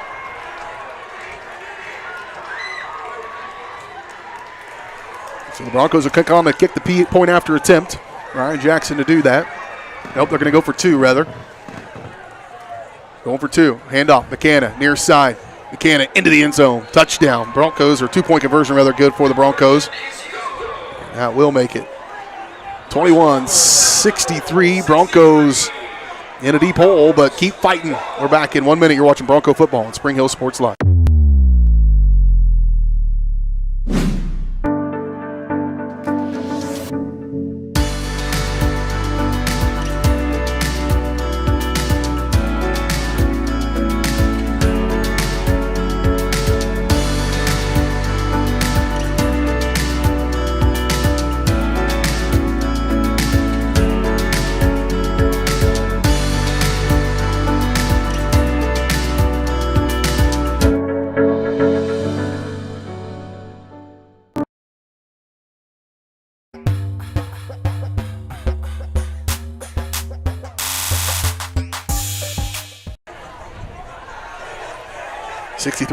Broncos add another one here. First one in the second half.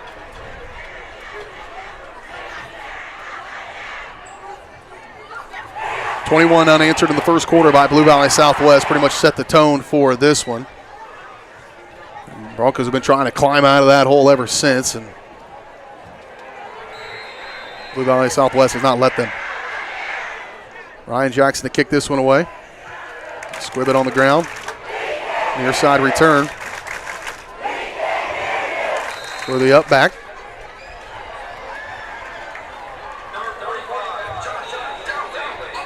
So the Broncos back on defense. Just 2 seconds left in this third quarter. We expect a running clock in the fourth quarter. Certainly not what we expected when we rolled in here today, but that's the case. Do I think this Blue Valley Southwest team is 50 points better than the Broncos? No. I would agree with that. They are a better team today and have a few more pieces in place, certainly, but not a 50-point. Just kind of got behind the sticks early on in this game, and that's tough to overcome. If Broncos come out and played like they had in the last couple of weeks, they may have, for that matter. This may just be a tough team. But and I don't think it's a great matchup for the Broncos either. 2 wide receivers at the top of your screen. Turn, handoff. Not much there.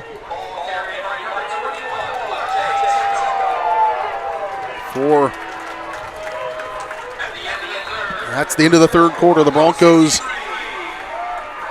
in a tough one tonight here at Blue Valley Southwest. We'll take a 1-minute timeout. Fourth quarter coming your way next on your home for Spring Hill High School Athletics, Spring Hill Sports.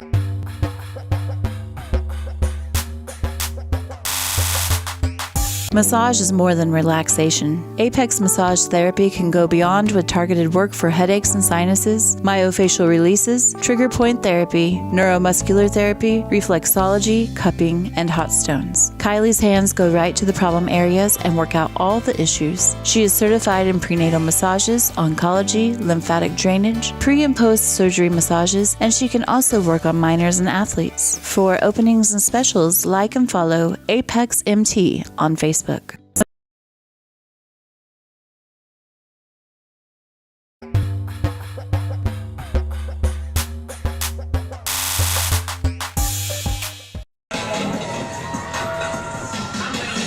Second down and 9 as we start the fourth quarter of this one. Lehigh Southwest with the ball. New players in there offensively, and the Broncos, Bo Gardner getting his tonight.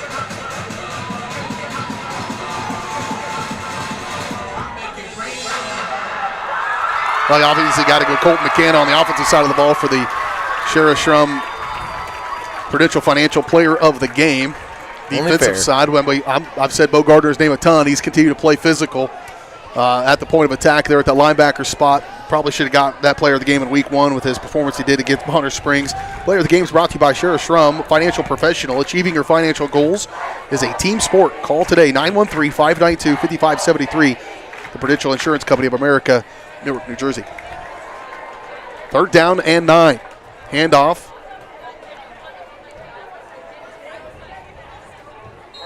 And they'll bring him down. Not much there again. Good job for the Broncos.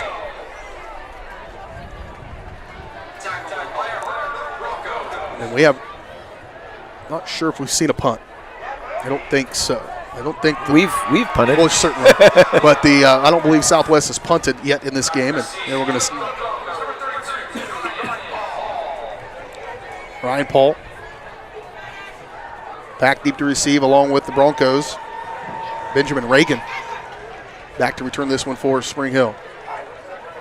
Oh man, Keanu been on his horse to begin with. That one might have been blocked. Far side return for Ryan Paul. Good run for Paul all the way back up near the 45-yard line. The Broncos will start there at the 44. They do not have a running clock.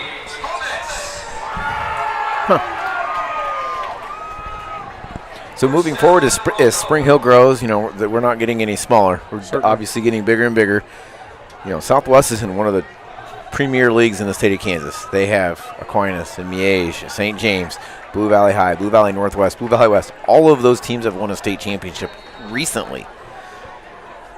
And while the Frontier League is really, really good, moving forward, as Spring Hill grows and grows, is that enough? I mean, no, that's those are good teams. Going. Sure, yeah. I mean, Eudora's good. Yep. Tonganoxie's good. That's just the difference with being in a 4A conference and a 5-6A, 6A conference, really. Right. I mean, just more athletes, more of them. Eudora has 2 or 3. These guys have 8. Since they're going to allow us to be in analyst mode with 50-point game and no running clock, the odds are there's enough schools that are kind of in that midway range. Right. That's my thought, is that eventually there may need to be a different conference to encapsulate these kind of mid-range size schools and growing schools. But in the meantime, the Frontier League is certainly still within reach for the Broncos. Sure. They'll just wipe this one off the board and re-rack it next week against Ottawa. And, the United Kansas Conference is kind of where DeSoto and Lansing and Shawnee Heights, that's kind of the concept of there. But that's a lot of travel for the Broncos being so far south. DeSoto's your closest school, and that's still close to 40 minutes away. Depending on traffic, it could be an hour and a half. If they don't get K-10 finished. Be short, play action. Throwing it underneath once again. He's got D. Albini. Cooper will lean forward. He'll be near a first down on a 9-yard completion.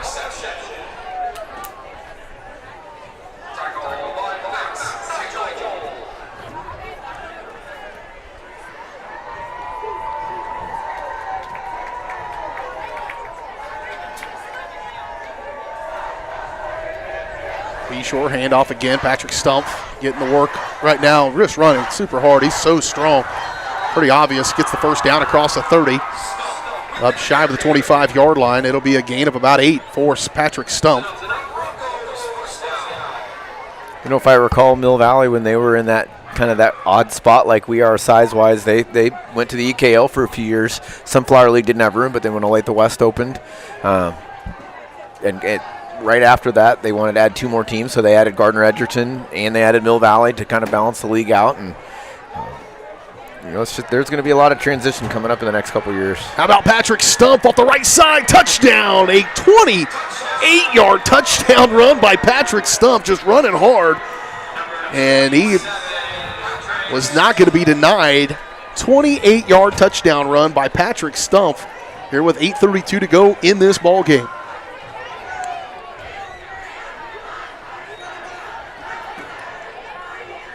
Nice effort for that young, taking advantage of his opportunity as well. Right, he's looking to carry the load next year moving forward. Ryan Jackson on to kick the point after. Snaps back, holds down, kick is up, and it's good. 28-63. Broncos add another one. Still down 63-28. We're back at 30 seconds on Spring Hill Sports Live.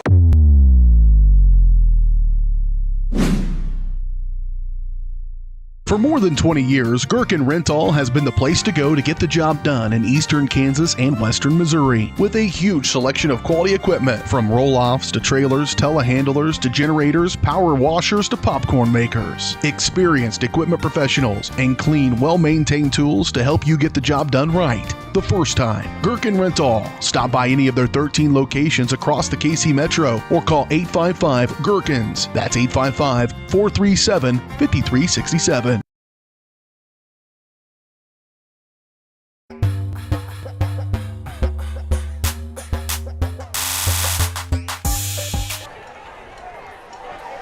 (63-28) your score, 8:32 to play in this ball game.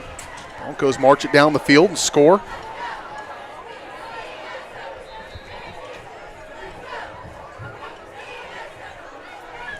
On a 28-yard touchdown run by Patrick Stump. They'll kick it back deep. Picked up at the 2-yard line. And up across the 20, up to the 21. That's where they will start. A penalty flag sits there. Maybe a face mask tacked onto the end of this one.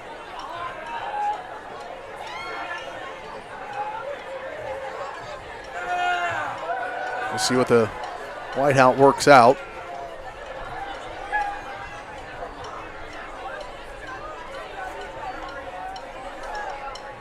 To be determined. Yep, face mask.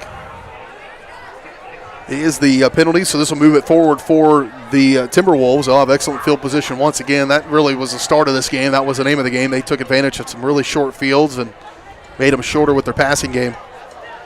They will start at the 37-yard line.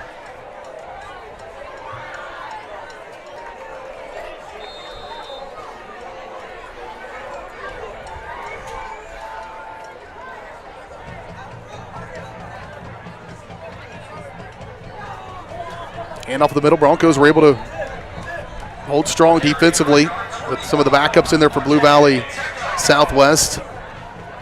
On the carry there was R.J. Tecco. Gain of a couple. Do have other games going on? I guess they may be done by now across our network. Good one was going on, Paola and Tonganoxie. At halftime, I know. Let me look and see what I can find. You got to run the camera. That's okay. They can go find it. Another tackle by Bo Gardner helped out as well for the Broncos. And on that tackle, Hank Kochaver. No gain on the play. Bring up 3rd down and 8.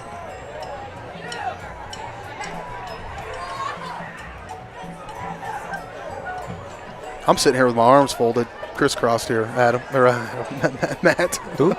What's your name? You can call me whatever you want. I've forgotten who you are, forgotten what I'm doing. I've been called worse. Yeah. A lot worse.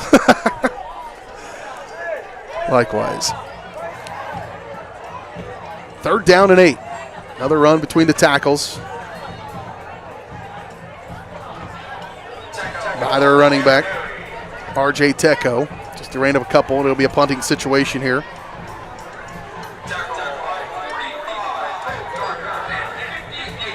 Ryan Paul will go back to return this one, perhaps. We'll see what they decide to do.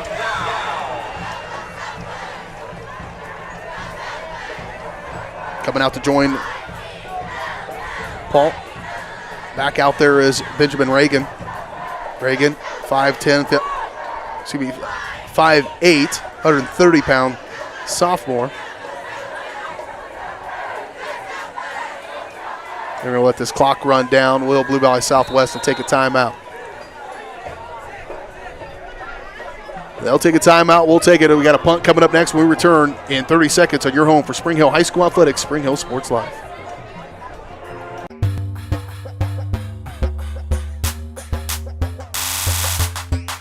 Whether you're trying to make the most of the next harvest, navigating a changing business landscape, or planning for the next chapter in your life, the professionals at Prime Accounting Solutions are here to help. With 10 locations, Prime Accounting offers convenient, friendly accounting and tax services at a fair price. Payroll, bookkeeping, business planning, personal tax filing, and more. And now Prime is the place to go for insurance. Bronco fans can find us at 408 North Webster in Spring Hill or call 913-592-2050. To find a location near you, go to primeaccounting.net.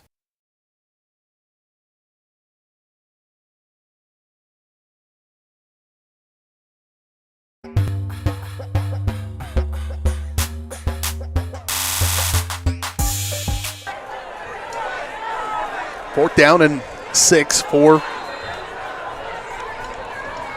Blue Valley Southwest. They'll be punting it away to Reagan. There, Keanu was going after that one. He's going to get running into the kicker. No face mask on the other side. They didn't see that one. There wasn't an official within 20 yards of where that ball was caught. There's no way they would have saw that face mask. Yeah, it's still their job, regardless of the score, to keep everybody safe and to be on the play.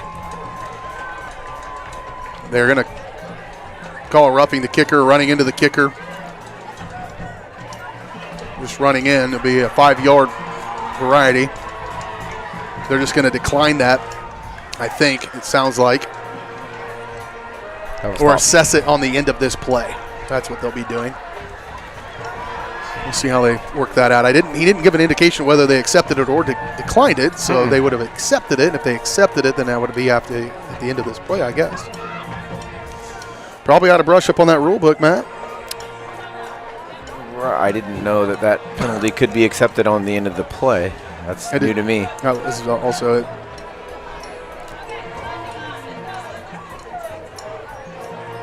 This crew doesn't have they don't have a curfew like we do.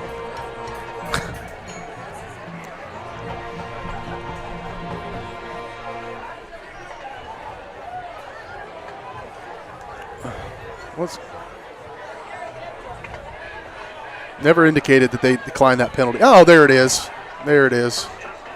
No time like the present. Your job is to communicate to folks like us. Right. Look, Beshore throwing it down. He wants Kirkner. Airs it up. Kirkner makes the catch. Corey Kirkner all the way down the field. Giving the students another thing to cheer about. Kirkner, there's a penalty flag back at the line of scrimmage, and so is everybody else.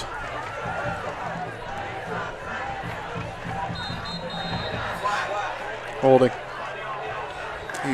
You know, unless it's, I was obviously following the ball, but let's swallow it. Unless somebody's getting hurt and it's dangerous, come on. You're not doing the running clock, which is odd. Well, that would have been about a 40-yard completion. Just shy, about 38-yard completion down to Kirkner, but it's going to come back, and instead it'll be first down at 20. Silver lining, advertisers are happy. I don't know. They'd be happier if the score was flipped the other direction, I think. Fair. Turn, handoff near side, Patrick Stumpf, and he's going to be running up across the 20. That'll be a gain of about 6 on the play to bring up second down and 4.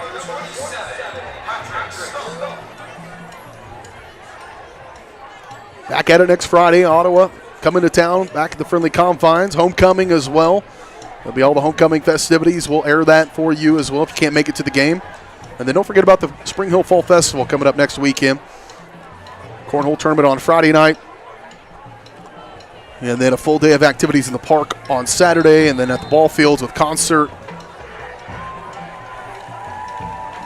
Nice job by the Spring Hill Fall Festival Committee. Throwing out to Kirkner, trying to make a few guys move. They will start to find ways to get Corey Kirkner. You can see his explosiveness when he catches that ball.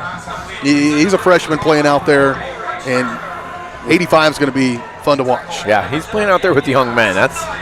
I'm excited to watch him in the future. Certainly has a size, 6'3", 6'4" frame, and young. 6'3", they have him on the roster. 3rd down and 6. Handoff, Stump. Got to make one guy miss. He can. Patrick Stump's got the first down and more. Still running. Barreling forward. How about 27? Again, taking advantage of his opportunity. And that is a gain of 20. Up across midfield inside Timberwolf territory.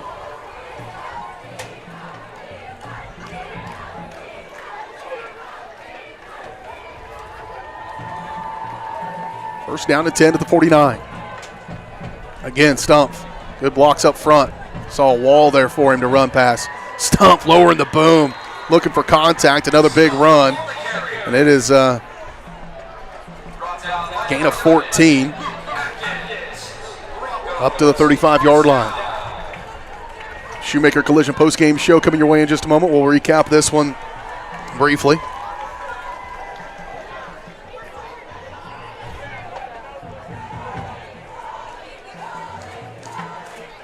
There you go. Handoff again, Stump. Their penalty flag's going to come in. That may be face mask. Could be a holding. If it is, it'd be against Carter Meek on this near side. He was the only offensive lineman in that vicinity. It looks like it is going to be against the Broncos. So another holding penalty on this drive.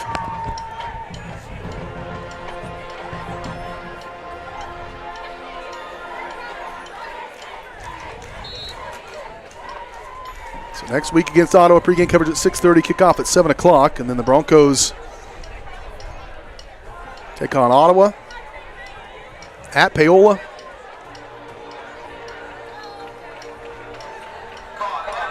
At Fort Scott.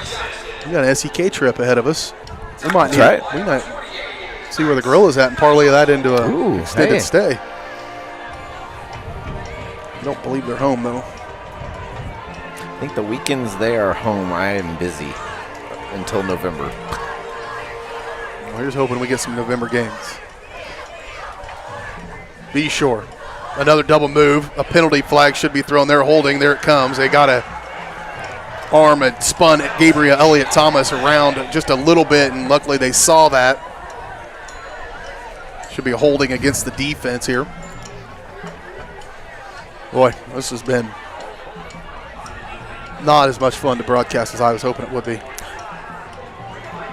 Just the penalties and the clunkiness of this game and the incomplete passes and the score, obviously. Right. Well, that's just the flow has been off of the game. But the penalty will help the Broncos mightily. All the way up, 2nd down and 6. Be sure again, straight drop, steps up. Now he can run, got plenty of green in front of him. He'll have the first down, up to 20. Tyson to the 15, and brought down about the 14-yard line. Nice job by Ty Beshore, as that ends up being a 15-yard run. You know, he's got some wheels. He doesn't keep the ball very often, but he can move when he needs to.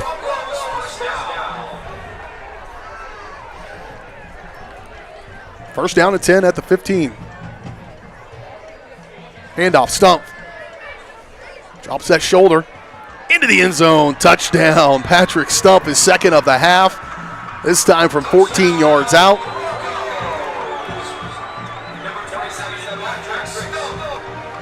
Good hard run again. 15-yard touchdown from Stump. I don't care how it happened. For some reason, 63-35 looks better to me than what it looked like earlier. A lot of points.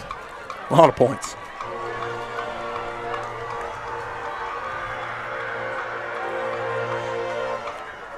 They'll run on a late arrival for the kick PAT team. Ryan Jackson on to kick it. Snaps back, holds down. Kick is on its way, and it's good. 35-63, your score. Broncos tack on another one. We're back in 1 minute. You're watching Bronco football on Spring Hill Sports.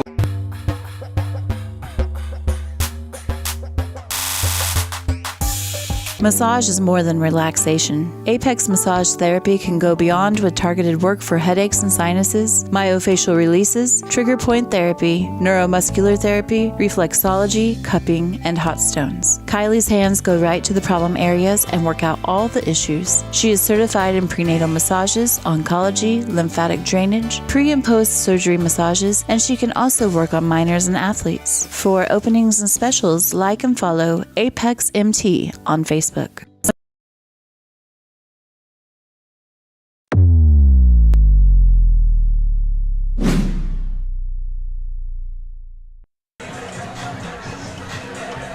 2:45 remaining in this game. The Broncos got all they wanted from Blue Valley Southwest here tonight. A good football team.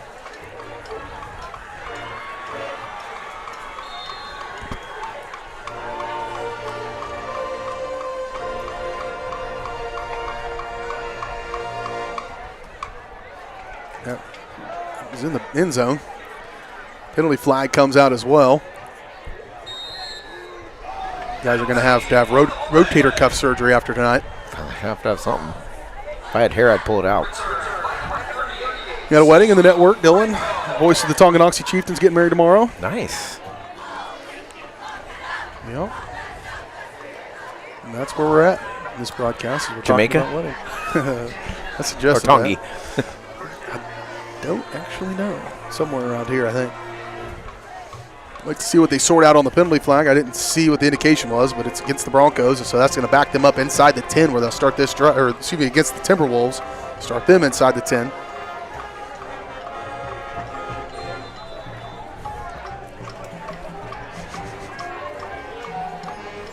I tried to tell him he shouldn't get married in football season when you're a broadcaster, but apparently he didn't have any say about it. Probably a fair statement. There's Carson Royal showing up. How about it? He can do more than punt. Been a factor in that D-line all season long for the Broncos. Really does a nice job coming in and giving them a burst. And they got a chance to see it right there from Carson Royal. Plus the best locks on the team.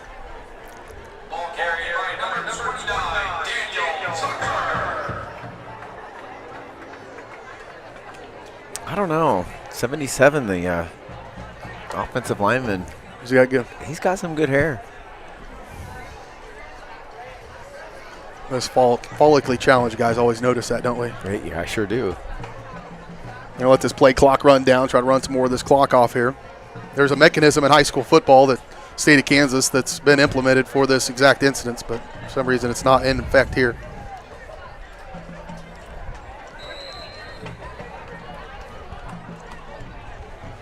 Short gain across the 5-yard line.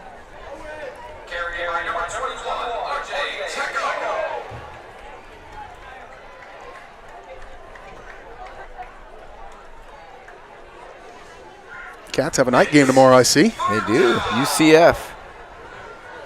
First Big 12 game for Golden Knights. BYU, first Big 12 game against Kansas. Are they actual big? They're not actually Big 12 games, though, are they? Mm-hmm. They are? Okay. I missed that. I don't really pay much attention, I guess. The Gorillas have Kearney for Family Day, is that right? Sold out, standing room only. Well, hopefully the Gorillas are a little more efficient. I think Central's a little better than people expected this year, but they gave the Gorillas all they wanted last week. Yeah, down to one play. Yeah. Gutsy call and go for two. Right. I went back and watched some of it after you stole the headline away from me on my way home from my meeting. Sorry about that. That's why you need to tell me your moves so I know. Leave them alone. I know better when there's a game I'm taping. Taping, that aged me. Recording. Tell me more about tapes. Tapes. It's this thing we used to. Oh, man, yeah. We'd record the top 25 and off of the radio onto a tape. So, and there's 13 seconds in the game. I have no idea why they did that. Timeout. We'll go ahead and take it because we're about running out of stuff to talk about here in this one. 63-35 Broncos in a tough one here tonight. We'll come back, wrap this one up. Shoemaker Collision postgame show still coming your way in just a moment. Back in 30 seconds on Spring Hill Sports Live. Are you looking for a trusted heating and air conditioning contractor? Look no further than Comfort Designs. Comfort Designs Heating and Air has 100% NATE certified technicians who are friendly, knowledgeable, and ready to help. They'll care for your home and complete the job with speed and precision. Locally owned and operated for more than 20 years, Comfort Designs Heating and Air Conditioning. See all they have to offer at comfortdesigns.net or schedule your appointment at 913-592-4453.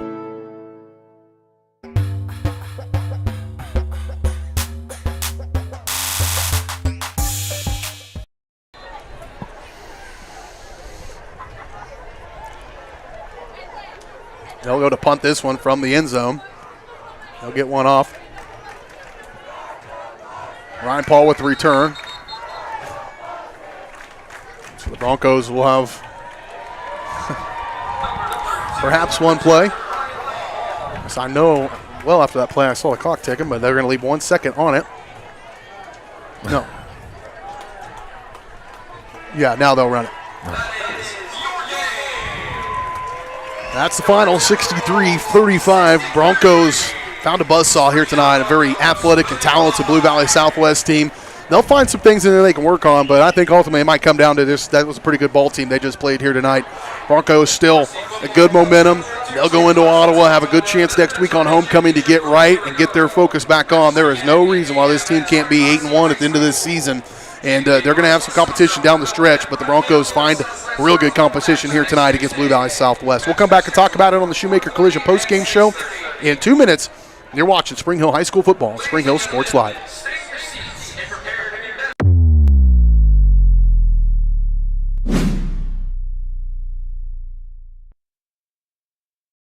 A great collision on the field? Awesome. An awesome collision on the road? Not so great. If that bad play does come your way, take your car to Shoemaker Collision and Paint Center. As Kansas City's premier auto collision repair center, they work on all makes and models, even RV, marine, aviation, motorcycles, and more. Shoemaker Collision offers free estimates and loaners, plus they will work with all insurance companies. Get your ride back in the game. Learn more at shoemakercollision.com or call 913-592-0095. Hi, I'm Katie Casey, and I'm honored to be a third-generation realtor in our Crown Realty family. My dad and grandparents started Crown Realty in 1973, and since then we have grown to become one of the largest brokerages in the Midwest. We now have 8 office locations and over 150 agents covering about 20 counties across Kansas and Missouri. Reach out to us today to experience the Crown Realty difference, where we are committed to treating our agents like family and our clients like royalty. What is typically a daunting, frustrating, and intimidating experience was enjoyable and exciting because of Amy. She listened to what we envisioned for our future home and was able to show us houses that reflected this. She was with us every step of the way, taking the time to answer our phone calls and text. We ended up with our dream home all thanks to Amy. Feel at home while you find your next home with Amy Kelly of Reese Nichols Real Estate. Amy goes above and beyond for her clients and even makes a contribution to Ronald McDonald House with every closing. Contact Amy Kelly to buy or sell your home.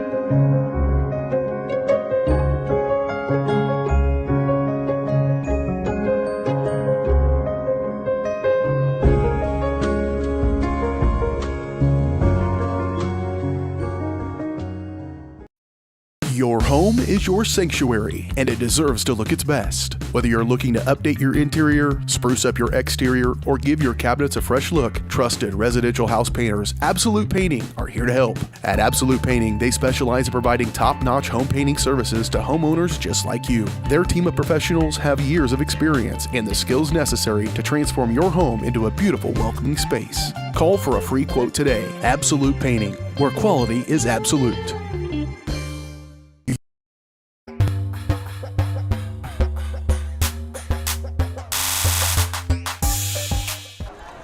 Something exciting is about to happen here after this game in the postgame with the Blue Valley Southwest Marching Band. They are decked out in their Class A's, and they've got stuff all over the place. So we're about to see something here, Matt. I'm not sure what it is, but final score here in this one, the Broncos fall to the Blue Valley Southwest Timberwolves 35-63 here on the road in week number 4. Broncos fall to 3-1 on the season.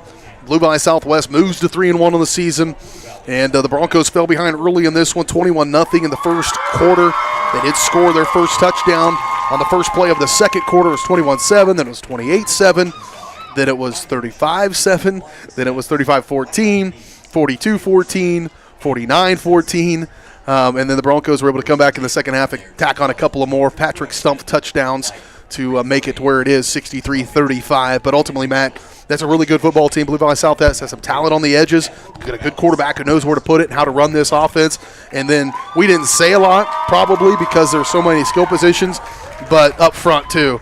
The Broncos weren't getting a push up front as much as they had been getting, and then defensively they were able to be held and allowed Dunn to do what he wanted to do back there. So just a tough game against a really good football team. Right, and the offensive line for Southwest, well, we may have actually been a little bit bigger than them. I feel like they were athletic and they could move and they fired off the ball, and they were making contact before our guys were out of their stance. But luckily that's something we can work on, something we can get better at.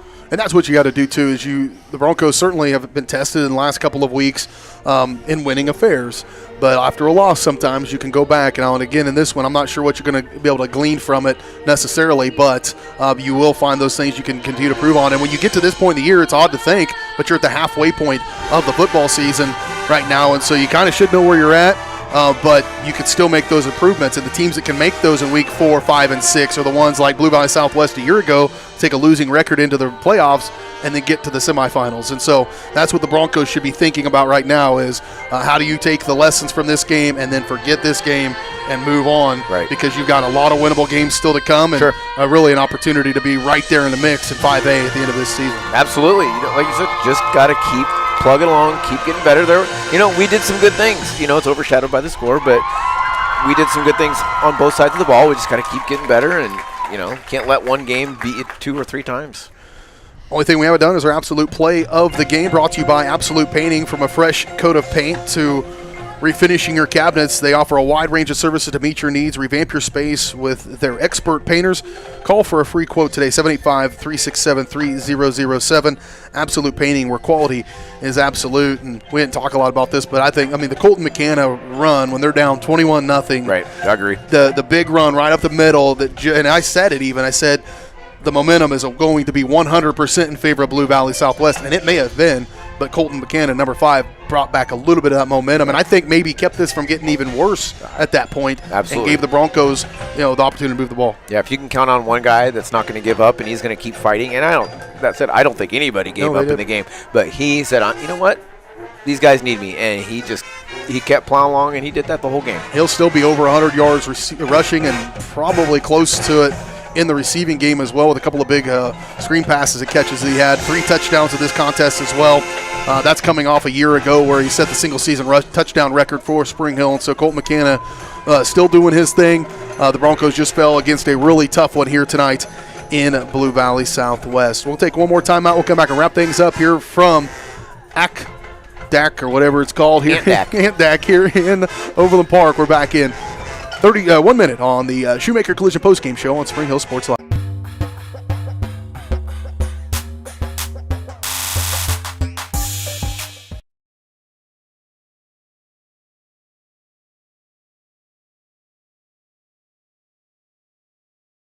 Hers Incorporated in Spring Hill is your area's premier small engine repair shop. Before you replace that faulty trimmer or mower, let our experts get you back to work. And if you are in the market for a new handheld, we carry Maruyama and Red Max trimmers. Plus, Hers is still the best place for hydraulic hoses, cylinder repair, and mechanical control cables. If that's not enough, we're also a UPS drop-off location. To learn more, visit us at hersinc.net, call 913-247-3530, or just stop on by. The industry's most advanced equipment and training, state-of-the-art diagnostic tools, and the small-town friendly service you expect. That's J&T Auto Service in Spring Hill. Eliminate the veil of uncertainty with J&T Auto's digital diagnostic process. This unique service ensures transparency, clear communication, and documentation, allowing for a quick and complete repair. To learn more or to schedule an appointment, call 913-592-6424. You can also visit jtautoinc.com.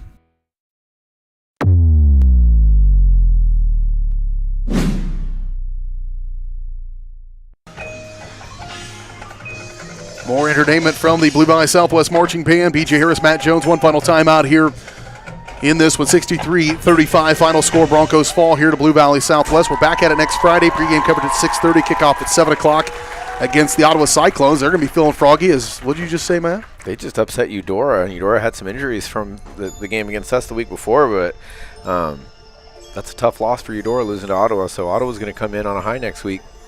More volleyball coming your way this Thursday as well, as we'll have a duel with the Lewisburg Wildcats. Broncos and the Wildcats, 6:30. Pregame coverage will start at 6:10 for that one approximately, with the duel with the Wildcats, then Ottawa here, and then soccer on the third next week from Tuesday against Blue Valley High School. So plenty of action. Go to varsitysportslive.com/Spring Hill to see all those games on our schedule right now, and put those as a part of your viewing schedule coming up here in the coming weeks. Again, final score, 63-35 Broncos fall here to Blue Valley Southwest. For Matt Jones, I'm B.J. Harris saying so long from over the park. You watched it on your home for Spring Hill High School Athletics, Spring Hill Sports Live.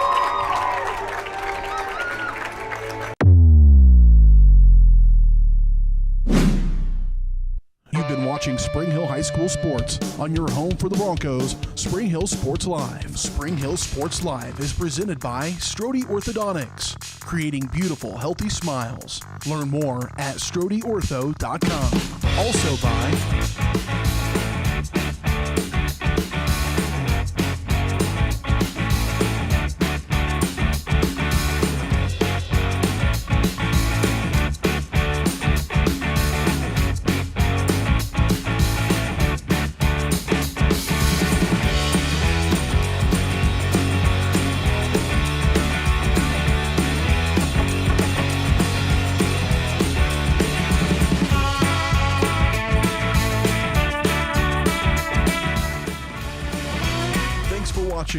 and be sure to catch every second of the action right here on your home for the Broncos, Spring Hill Sports Live.